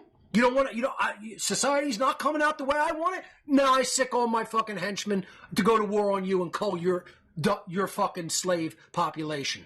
You're my slaves. I'm going to send my henchmen, my fucking soldiers, my, bullshit, false, masculine, so-called warriors that are nothing but fucking order-following cowards to go and cull the population for me as the king or queen, royalty. They don't need to do that anymore. They don't really need to do that anymore and wage physical war. They don't need to put the fucking whole agenda potentially on the line by making people see, oh, those are your henchmen. They work for you. They're not for the people. They don't even need to do that anymore, folks. Even that level of coming out in the open exposes them to the extent where they can get taken down. So they've reformulated the strategy. Epi-Dysgenics means we're going to cull this population by getting them so fucked up in the mind, in what they think, believe, and are attached to in their mental processes, that they're going to cull themselves. They're going to cull themselves for us. Could you imagine? That's how dumb they got people? That's how smart they are, and that's how dumb they got the whole fucking population. that the population is actually doing their work for them, culling their own population numbers based on the social engineering of how they've been made to think by the priest class. It's brilliant strategy on the part of the Satanists. And this is exactly how the modern world works. And the population is too fucking dumbed down to see it. It's a horror movie in slow motion is what it is. It's a horror movie playing at 2 frames a second. That's what it is. And being powerless practically to fucking change the fucking story. Because everybody's looking at the screen and screaming, why is it like this? Instead of going back to the projector, which is the underlying fucking causes, and changing their thoughts so something fucking different manifests on the screen. No, they don't want to do that. They want to stay attached to their same shit thoughts. In their shit for brain fucking brain head, and they want to fucking continue to think, I can magically fucking make it change, but I never change the fucking thing about my mind or myself. Enjoy what you have. It's going to get worse and worse and worse and worse and worse until the day you fucking die, and you're going to deserve it. Because you don't want to change your fucking thoughts. You want to believe in your own ego bullshit that you're right, and you don't want to learn what's real and true. And that applies to the people who watch this fucking program too. Some of you get it, but it's a piss-ass handful. A piss-ant handful. Compared to how many people actually tune in, and you're just dumb fucking morons that want to sit in a fucking chat instead of actually try to learn. Instead of show up, be present, listen to what's actually being said, read the fucking words that are actually on the slides, and learn something and evolve. No, you don't want to do that. You want to splat out your fucking diarrhea as an anonymous coward on a keyboard.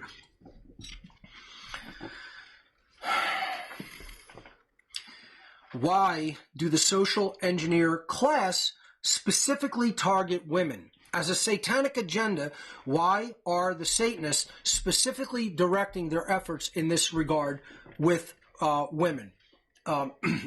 If possible, maybe a refill on this.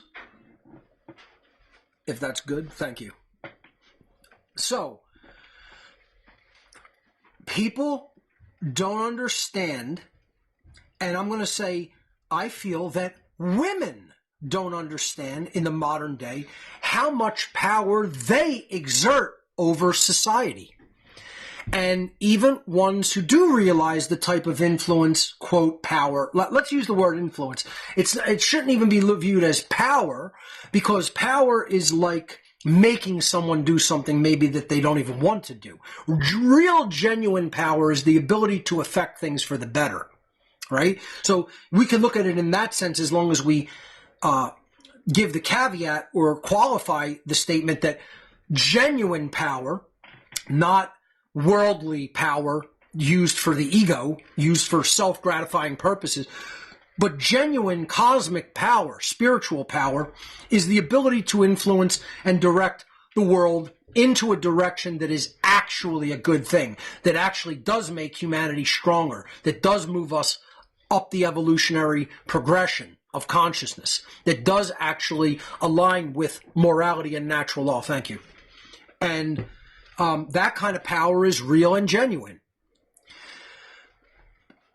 I feel that while women can extrapolate that they can have influence over men, they want to try, most of them, and we're going to use generalizations here. This is not going to be a women bashing marathon. This is not going to be a men bashing marathon.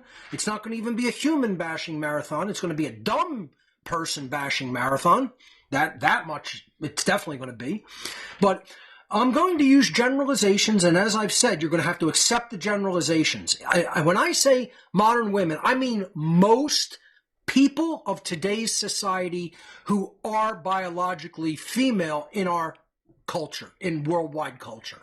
Let's just set that as a basic working definition. That's what I'm referring to as modern women. Okay? And it means most of them. And let's just say it means overwhelmingly most of them. It's not everyone, but it's almost everyone. It's 99.999%. And a small percentage of the whole global human population does understand this technique, does understand the satanic agenda of it, does understand how most women in the world are being used.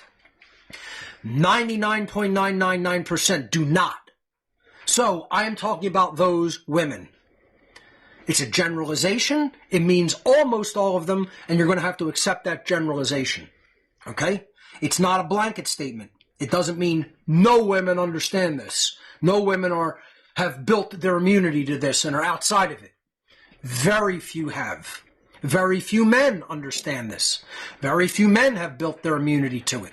This is why I'm bringing this back out after I delivered it 8 years ago, because it's not understood. It's not integrated. Most people fall for the same techniques. They've done no psychic self-defense. They've done no psychic improvement upon their mental defensive shielding. They haven't built up any fucking muscle to take a fucking punch, to take a fucking hit.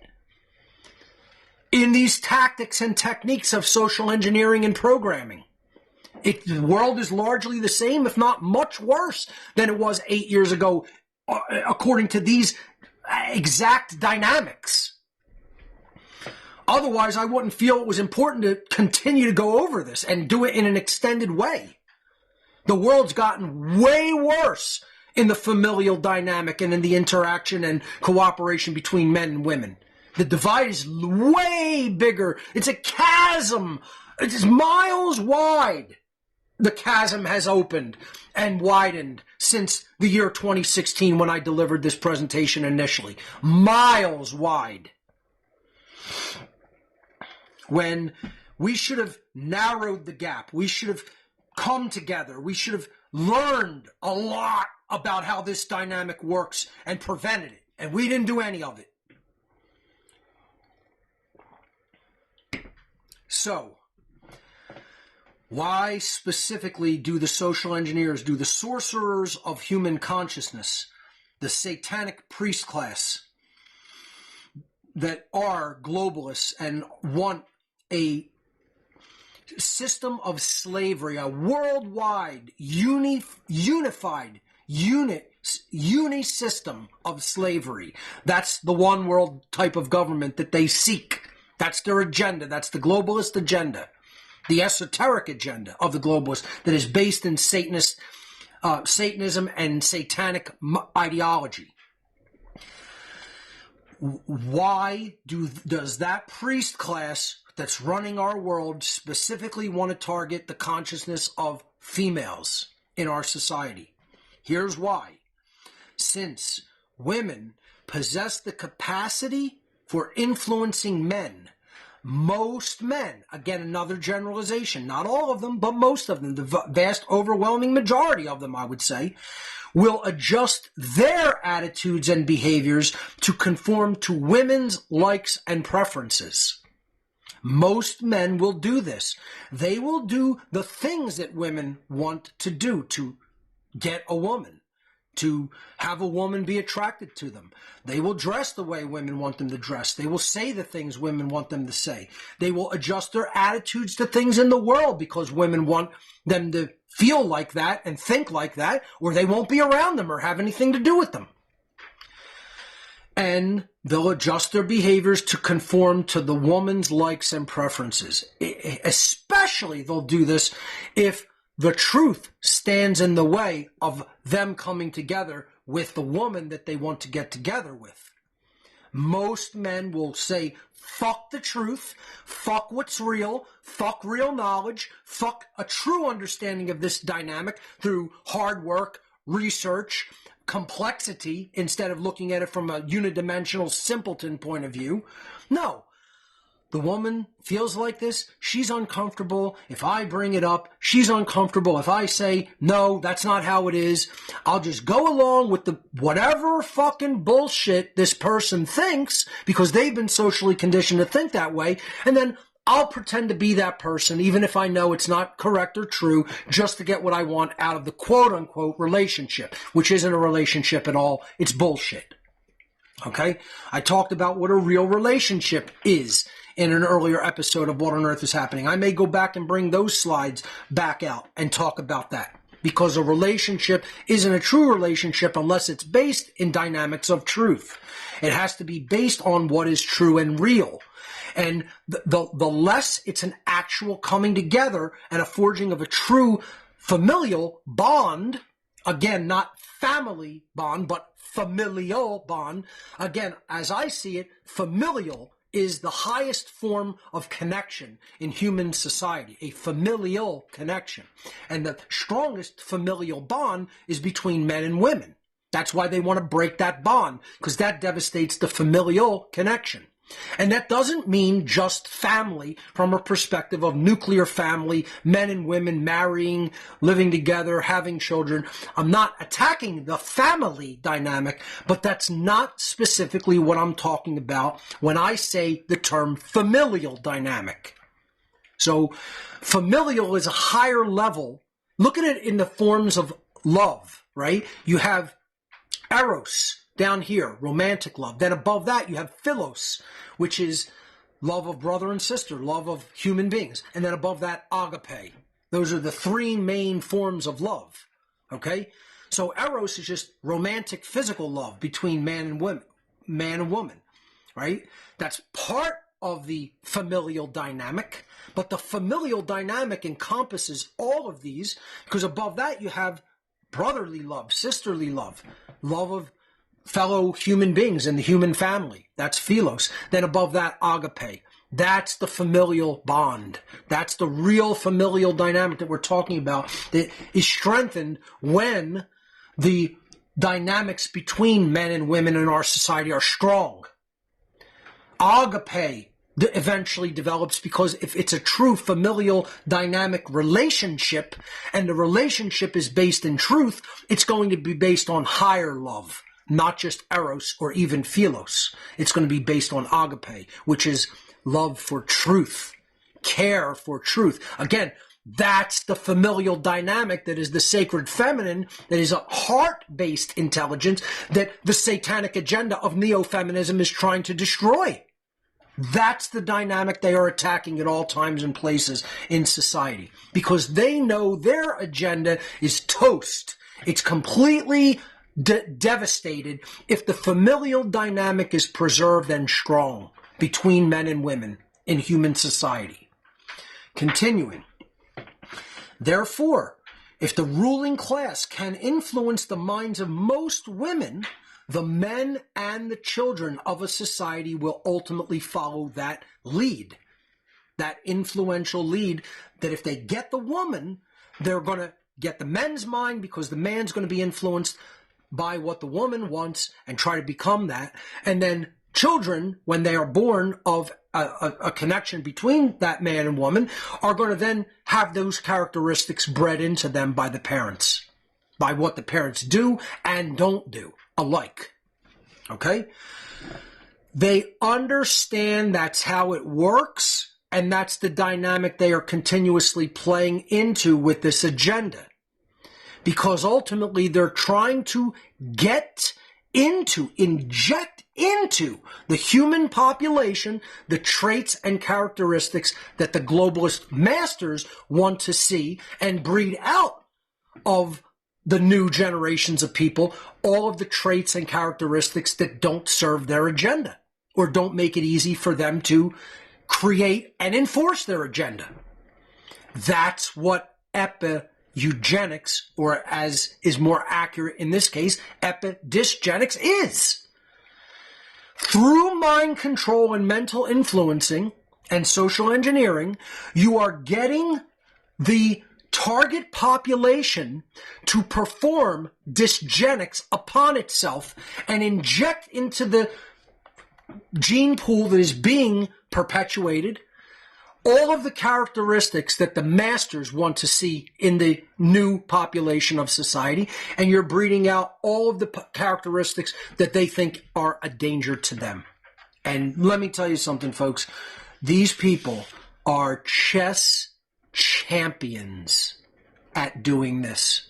They know every dynamic about how it works, and the dumb shit for brains population knows almost zero of how this agenda works. Not only don't they know how it works, they are committed to willful ignorance and insist, no, this isn't true. No, this isn't happening. No, it's not real. No, I'm not affected. No, my mindset is absolutely my thoughts and was never fucking affected or conditioned by social engineers. Get the fuck out of here, you dumbass piece of fucking trash. Stupid fucking dumbass piece of trash who's never read a fucking book is going to tell me and fucking people who are actually trying to expose this and explain to you how it fucking works that all of the years of my hard-won knowledge doesn't amount to shit for your uninformed, brainwashed fucking opinion. Go fuck yourself. You're not going to tell me that. You could tell that to some dumb fucking punk-ass bitch on the fucking corner, but you ain't going to tell it to me. Go tell it to some fucking little fucking prick fucking bitch boy, but you ain't telling it to fucking Mark Passio, because I know what I fucking know. I know the work that I did to fucking learn what I learned. You go and tell it to some other dumb fuck. I'm not a dumb fuck. I know what I'm fucking talking about. I'm one of the most intelligent people fucking alive when it comes to this agenda. So go tell that to some other ill-informed loser like yourself. But you ain't going to tell me that I don't have the knowledge that I have. Because I won it with sacrifice of my life. That I could have done a lot more fucking selfish things that I wanted to do, but I didn't, to do this shit. To teach the fucking egotistical pricks that don't want to learn and want to tell me I don't know what the fuck I'm talking about.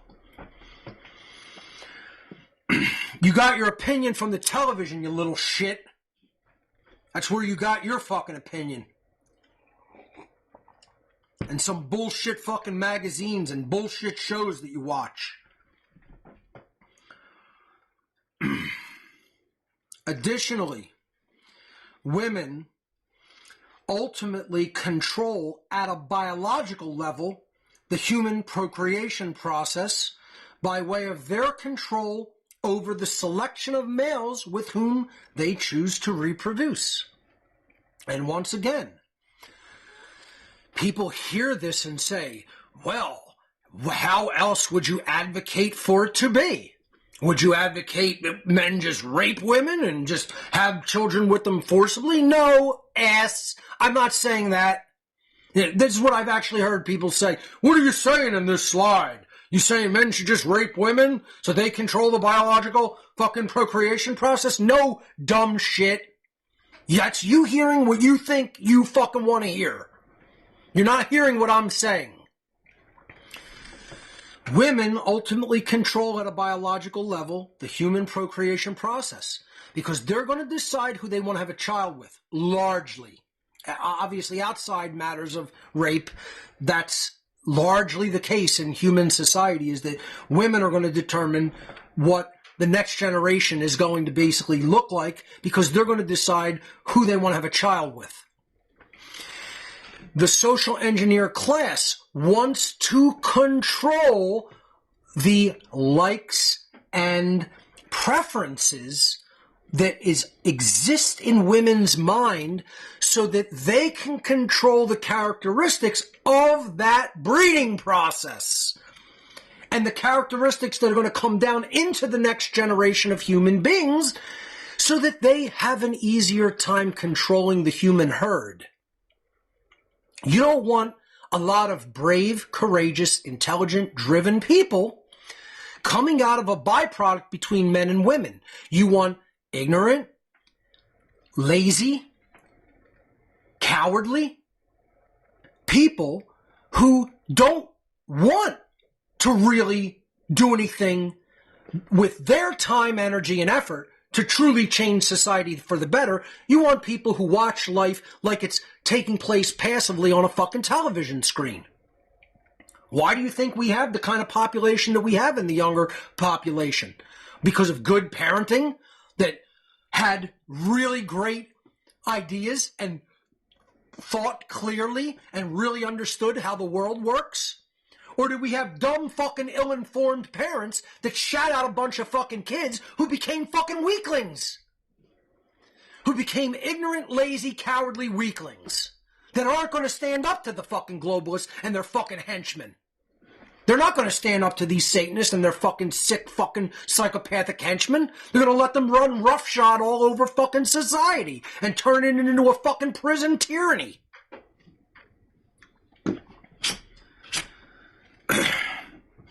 Just people are just such dumb fucks. They just don't want to understand how any part of it works.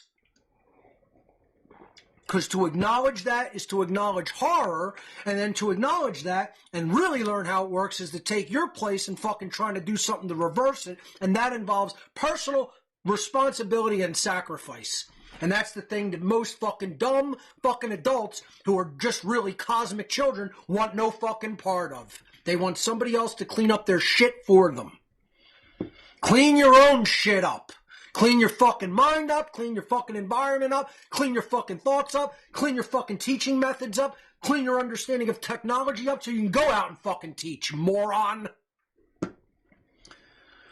Fucking children. I'm on a team of fucking incompetent children who can't even hear my fucking words, largely because they're so fucking dumb. So taking both of these factors into consideration, men are going to follow women's likes and preferences and then sort of try to become what the women want them to be because of the conditioning they've received. And then women are going to control at the biological level who they want to have a child with and therefore what characteristics are bred down into the next generation of human beings. And even expressed at the current generation. Make no mistake of that. Taking both of these factors into consideration, it is women who ultimately decide which traits and characteristics are passed down to future generations of humanity. Let me say that again. This is the answer to the question, why do the social engineers want to truly target women? It is women who will ultimately decide which traits and characteristics are passed down to future generations of humanity. But is it them who are actually doing it? No. They are a programmed vessel for doing that process through the satanic social engineers who inculcate them into their mindset of their likes, preferences, desires, etc. Do you get it? Let me say it again for the fucking slow, retarded people in the back. Listen. Yes, ultimately, the social engineers want to target women because they are going to ultimately decide which traits and characteristics are passed down to future generations of humanity. So if the social engineers want to ultimately usurp that process, they have to get into the mind of the women first and foremost. It's the most important thing to them so that they can influence their likes, preferences, and desires and therefore highly influence their choices. Therefore, they're going to highly influence the characteristics and traits that get expressed in the next generation of human beings. This is not my opinion of how it works. This is not a theory. This is not me speculating. This is me having been on the inside working with these social engineers and helping them do this. The things that I learned about how they manipulate the human herd, I'm trying to bring you that playbook. I'm trying to bring you those tactics, those methodologies. I'm the guy on the other side of the football field in the big game who just defected from the other team, and I got the whole playbook, and they don't have time to change the playbook if we look at it right now in the moment while the game is being played and see they're going to run these plays. They can't come up with anything new on the spot. This is what they've practiced. This is what they know. They're not going to adjust this as an audible, mid game. They're not going to call an audible. They're going to stick to their plan. That's what they always do because it's always worked. If we learn the fucking plan and we don't fall for it, we have a real serious chance of not being victim to it. But that involves learning how it really works and getting the fucking ego out of the way. This is the problem. Most people are going to refuse to do that. And I'm not saying that to be negative. I'm saying that because I know the depth of their programming and I know how fucking deeply attached to thinking in the rigid, bullshit, dogmatic ways that people think that they're going to die in that condition. They're not going to repent. They're not going to say I was wrong. They're not going to say, you know what, I really got fucking duped and I was a fucking idiot asshole for believing in all that bullshit. That's what I had to say coming out of Satanism. I was a fucking idiot, moronic, duped asshole that bought into a bunch of fucking bullshit that wasn't real. That was completely untrue and was bad for me and everybody else. And I bought it and I swallowed it for its fucking time. And finally, I realized I ain't doing nothing but fucking poison myself and everybody else around me. Instead of trying to fucking learn what the truth is and then teaching that. That's why this is my karma, because I ideologically fucking poison people, which is arguably worse than physically poisoning them. As a matter of fact, not arguably, it is.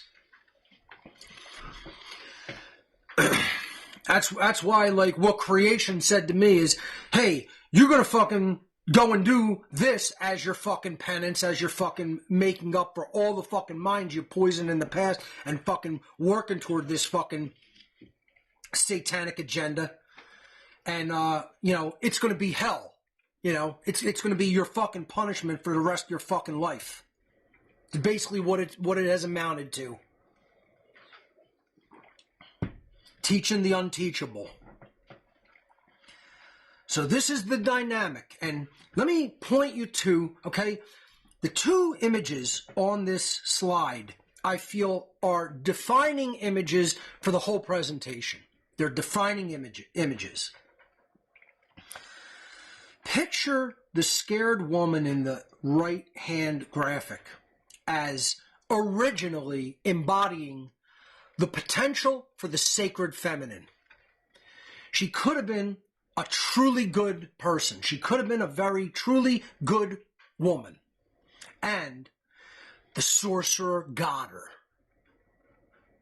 The mind control got her. And usually it doesn't happen at this age. This is a false depiction, folks. Just understand this is just supposed to be a general imagery. Sometimes, look, I wish AI was better because I've tried to use some of it and the images that it comes up with are shit. When I mean shit, I mean they're just dumb. AI, you're dumb, son. You're just dumb. Okay, to quote Fred Sanford. Okay? It's not intelligent at all. It's garbage programming that spits out garbage most of the time.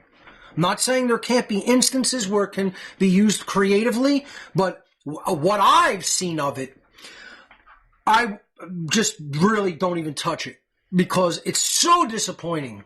Like people who think that it's good, I don't know where that mindset is at because I try to just get it to give me an image that I could use in a presentation and just describe simple things. And yeah, I know how to describe something. It's not my fucking input. All right. You know, I've had people tell me that it's just how you're typing it. No, it isn't, fuckface. It's shit. It's just shit technology. Okay.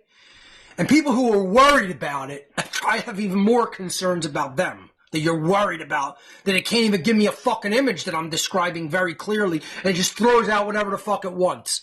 Because the algorithms programmed into it are only as good as the fucking morons who programmed it. Don't worry about AI taking over the fucking world. Worry about dumb fucking people letting the world get fucking taken over. And that already happened. You know, you want something to worry about that, because that happened past tense. So going back to this image on the right, let's get it clear. It doesn't happen at this age when the woman's in her like mid-20s or something. You know? It happens much earlier. Much, much earlier.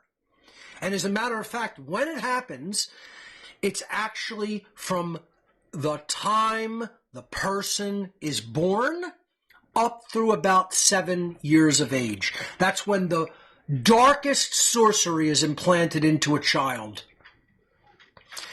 Further social engineering happens in schooling. Further social engineering happens through media. Further social engineering happens through government and its agencies of mind control and social control, societal influence. But make no mistake, it starts when the person is born and proceeds up to about 7 years of age, when they're in what is called the formative years of their mental development, laying the format for the mindset, like you would put a format onto a storage drive before you copy information into it.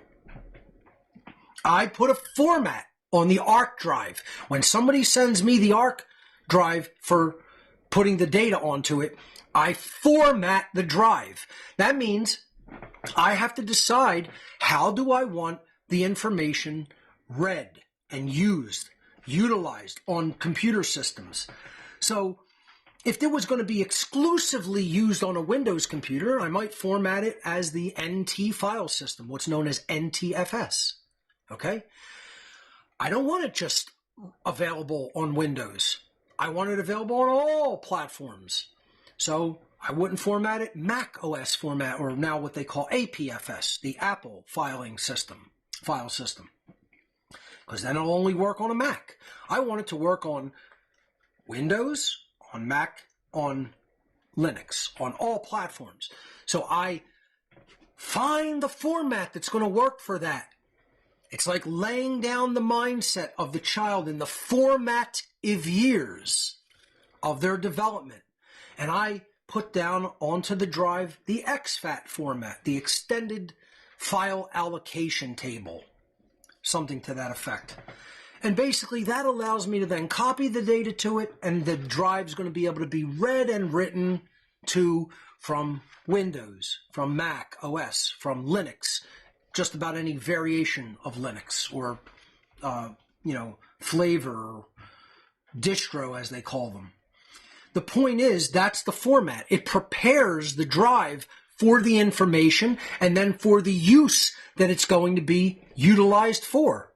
That's just what the type of social engineering that goes into a child, that should be actually conducted in a responsible way and done by parents, teachers, society members, and give them information in their formative years, that's going to prepare them to go out and do good things in society based upon an accurate understanding of morality and natural law. We don't put the format into the child for the purpose of doing good things. The social engineer, sorcerer, is laying the format into the child to do complete horror show things when they become older. And then people like me, who are trying to explain to them how wrong their mentality, their ideology, their programming has been, I'm behind the fucking 8 ball, because now we got years and years and years and years of deprogramming to decondition them from it, let alone giving them the real information. They're in what I call negative knowledge. They not only have not one bit of the truth under their fucking belt, they got a hole of lies that they've dug 1,000 fucking feet deep, and they have no ladder to climb out of the big fucking ditch of lies that they got dug into, and that they allowed themselves to be fucking dug and thrown into. That's how social engineering works. It puts people at a significant disadvantage by getting to them early in their formative years, giving them fucking false constructural ideas of the mind that have nothing to do with reality and nature, and then they latch onto it with religious fervor, and they're off to the fucking races creating chaos in all endeavors of human society. The things that people fucking believe, it's unimaginable, the things that they are attached to believing. That's why people hate my work, folks. I'm under no delusion that I'm a liked person. I'm under no delusion that I'm popular. I'm never going to get any more popular than I am. And you can say that's a self-fulfilling prophecy, and that's me being a defeatist or being black-pilled. I don't give a fuck what you say. I know where people are at. I can gauge consciousness. I do it better than almost anybody alive. And I can tell you, they hate my information. I attack all the programming. And most people are highly programmed, so they don't want to hear that fucking attack on their fucking religion, their bullshit programming, your religious fucking mindset that you're attached to like a maggot eating dead flesh. That's what most people are. They're maggots attached to, clinging onto that dead flesh, and I gotta get it down my fucking gullet. Put a fucking hose down there. Give me a fucking fire truck hose to jam it down my fucking throat and turn that fucker on full blast. I can't get it down my gullet fast enough. That's where most people are at with their fucking bullshit dogmatic belief systems. That's why they don't like me. Because I'll tell the fucking right-winger just like I'll tell the fucking leftist asshole, you're both pieces of fucking dumb and moral trash. You don't know what the fuck you're talking about, and you're programmed by your bullshit government belief system religions. That's why nobody likes me. I'm telling fucking men, you're fucking completely fucking programmed by the things you think. Women, you're completely programmed by the fucking things you think. Don't believe everything you think. It's almost always bullshit, and it was almost always put there by the Satanists. That's why nobody likes me, because I'm deconditioned from those fucking things, and I'm telling them, you're not!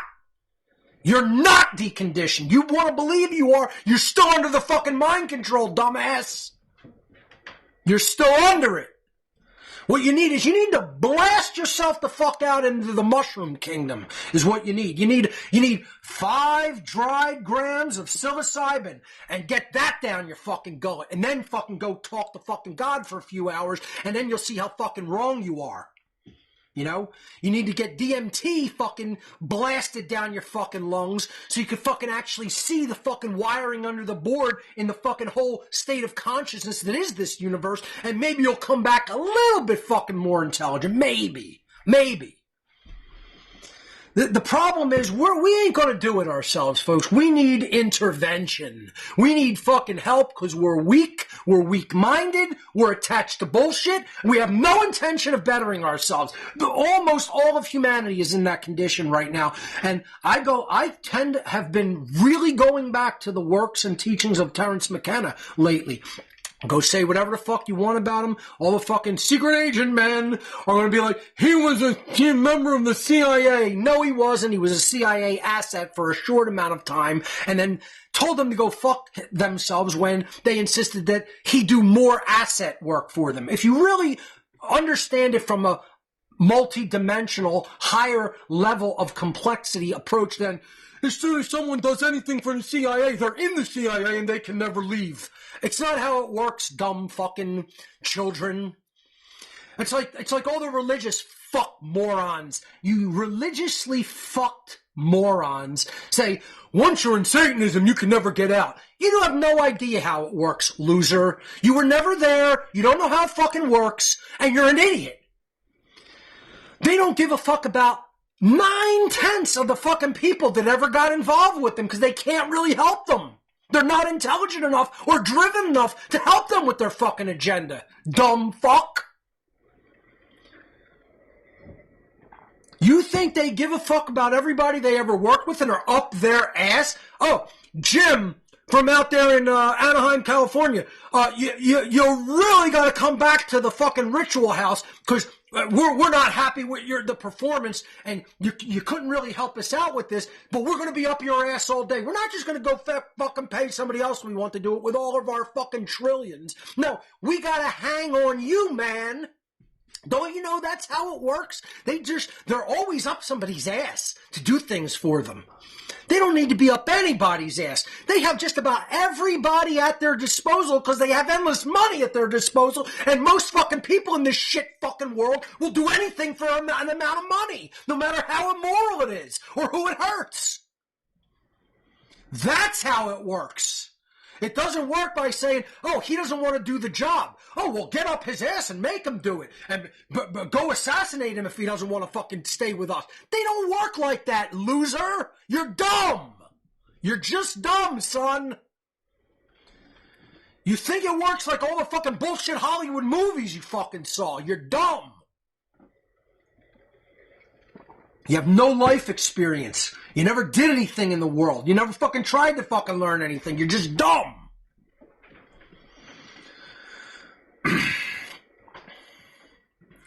I go back to the works and teachings of Terence McKenna because he was saying something that I find very, very, very true. We're not strong enough to do it ourselves. We have to have some fucking help. And the thing that breaks down rigidly dogmatic, incorrect thought structures is psychedelic plants.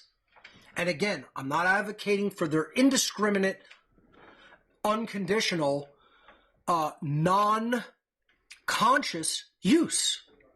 That is the worst thing you could do with psychedelic medicine. I'm saying that if you take it in a proper, conscious context, maybe it can break down your bullshit belief systems that you're still clinging on to like a fucking maggot eating a dead body. They're poisonous, and as George Carlin said, it's bad for you.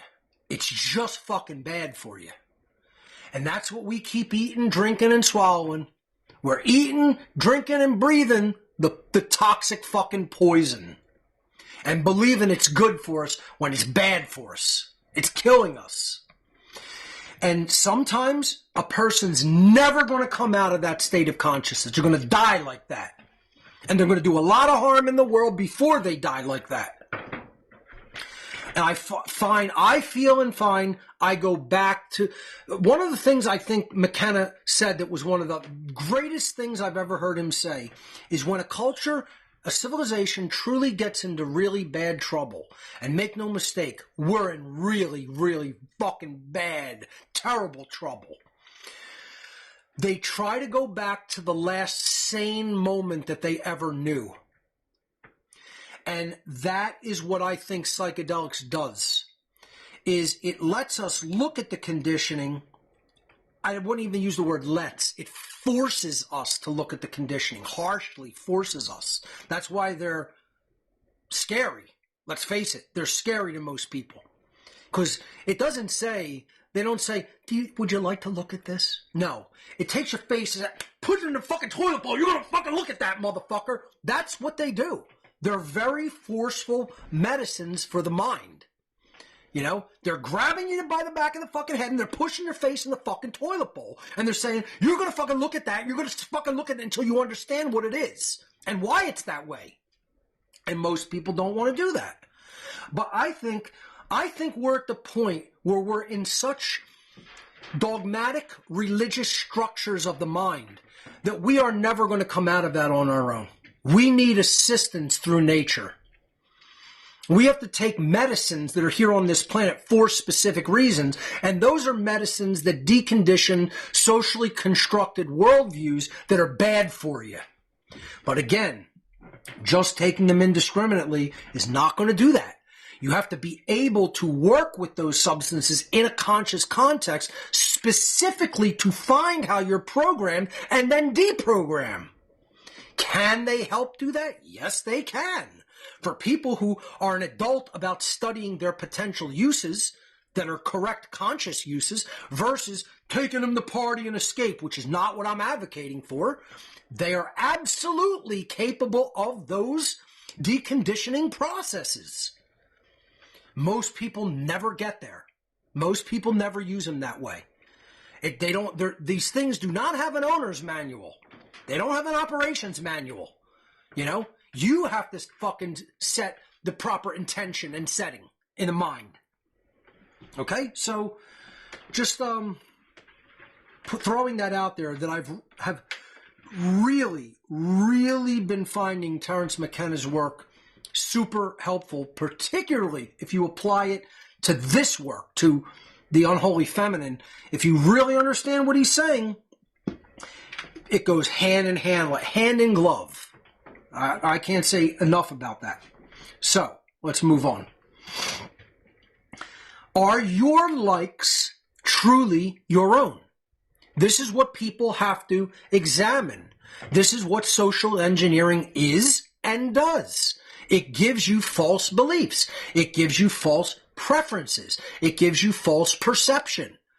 And then you are actually becoming a person that you would not naturally, ordinarily become, because the social engineer is actually guiding your development and how you think. There are so many people in the world that are mind controlled this way, that are socially engineered this way, that it's not a matter of asking who is socially engineered. It's a matter of asking who isn't. It's a tiny piss-ass percentage of people who are not completely owned by the social engineers mentally. What qualities do you find attractive in another person? Is it possible that such likes and preferences could be implanted into your belief system? It might surprise and even disturb most people to think that such aspects of their personality may not actually be on their own. Maybe you didn't develop that. You did, as Obama said, when it came to a business, you didn't make that. Yeah. In this case, it's actually true. Maybe you didn't make your mindset. Maybe someone else made it for you.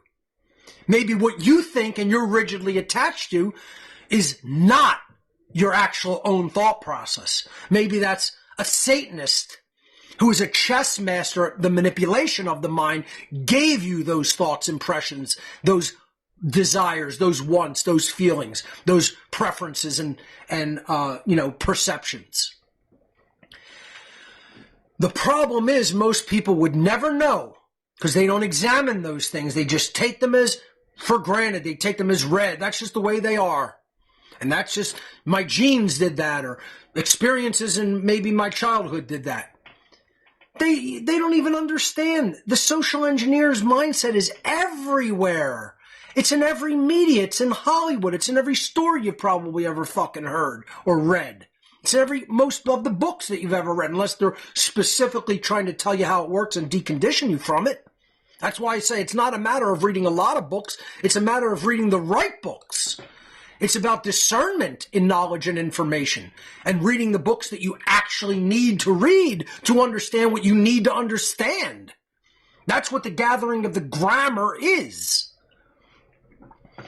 How many of people's thoughts are not their own? Edward Bernays, who wrote the book Propaganda in 1928, said this, and the subtitle was The Public Mind in the Making. And he wrote other books about social engineering as well. The conscious and intelligent manipulation of the organized habits and opinions of the masses is an important element in democratic society, so-called democracy, mob rule.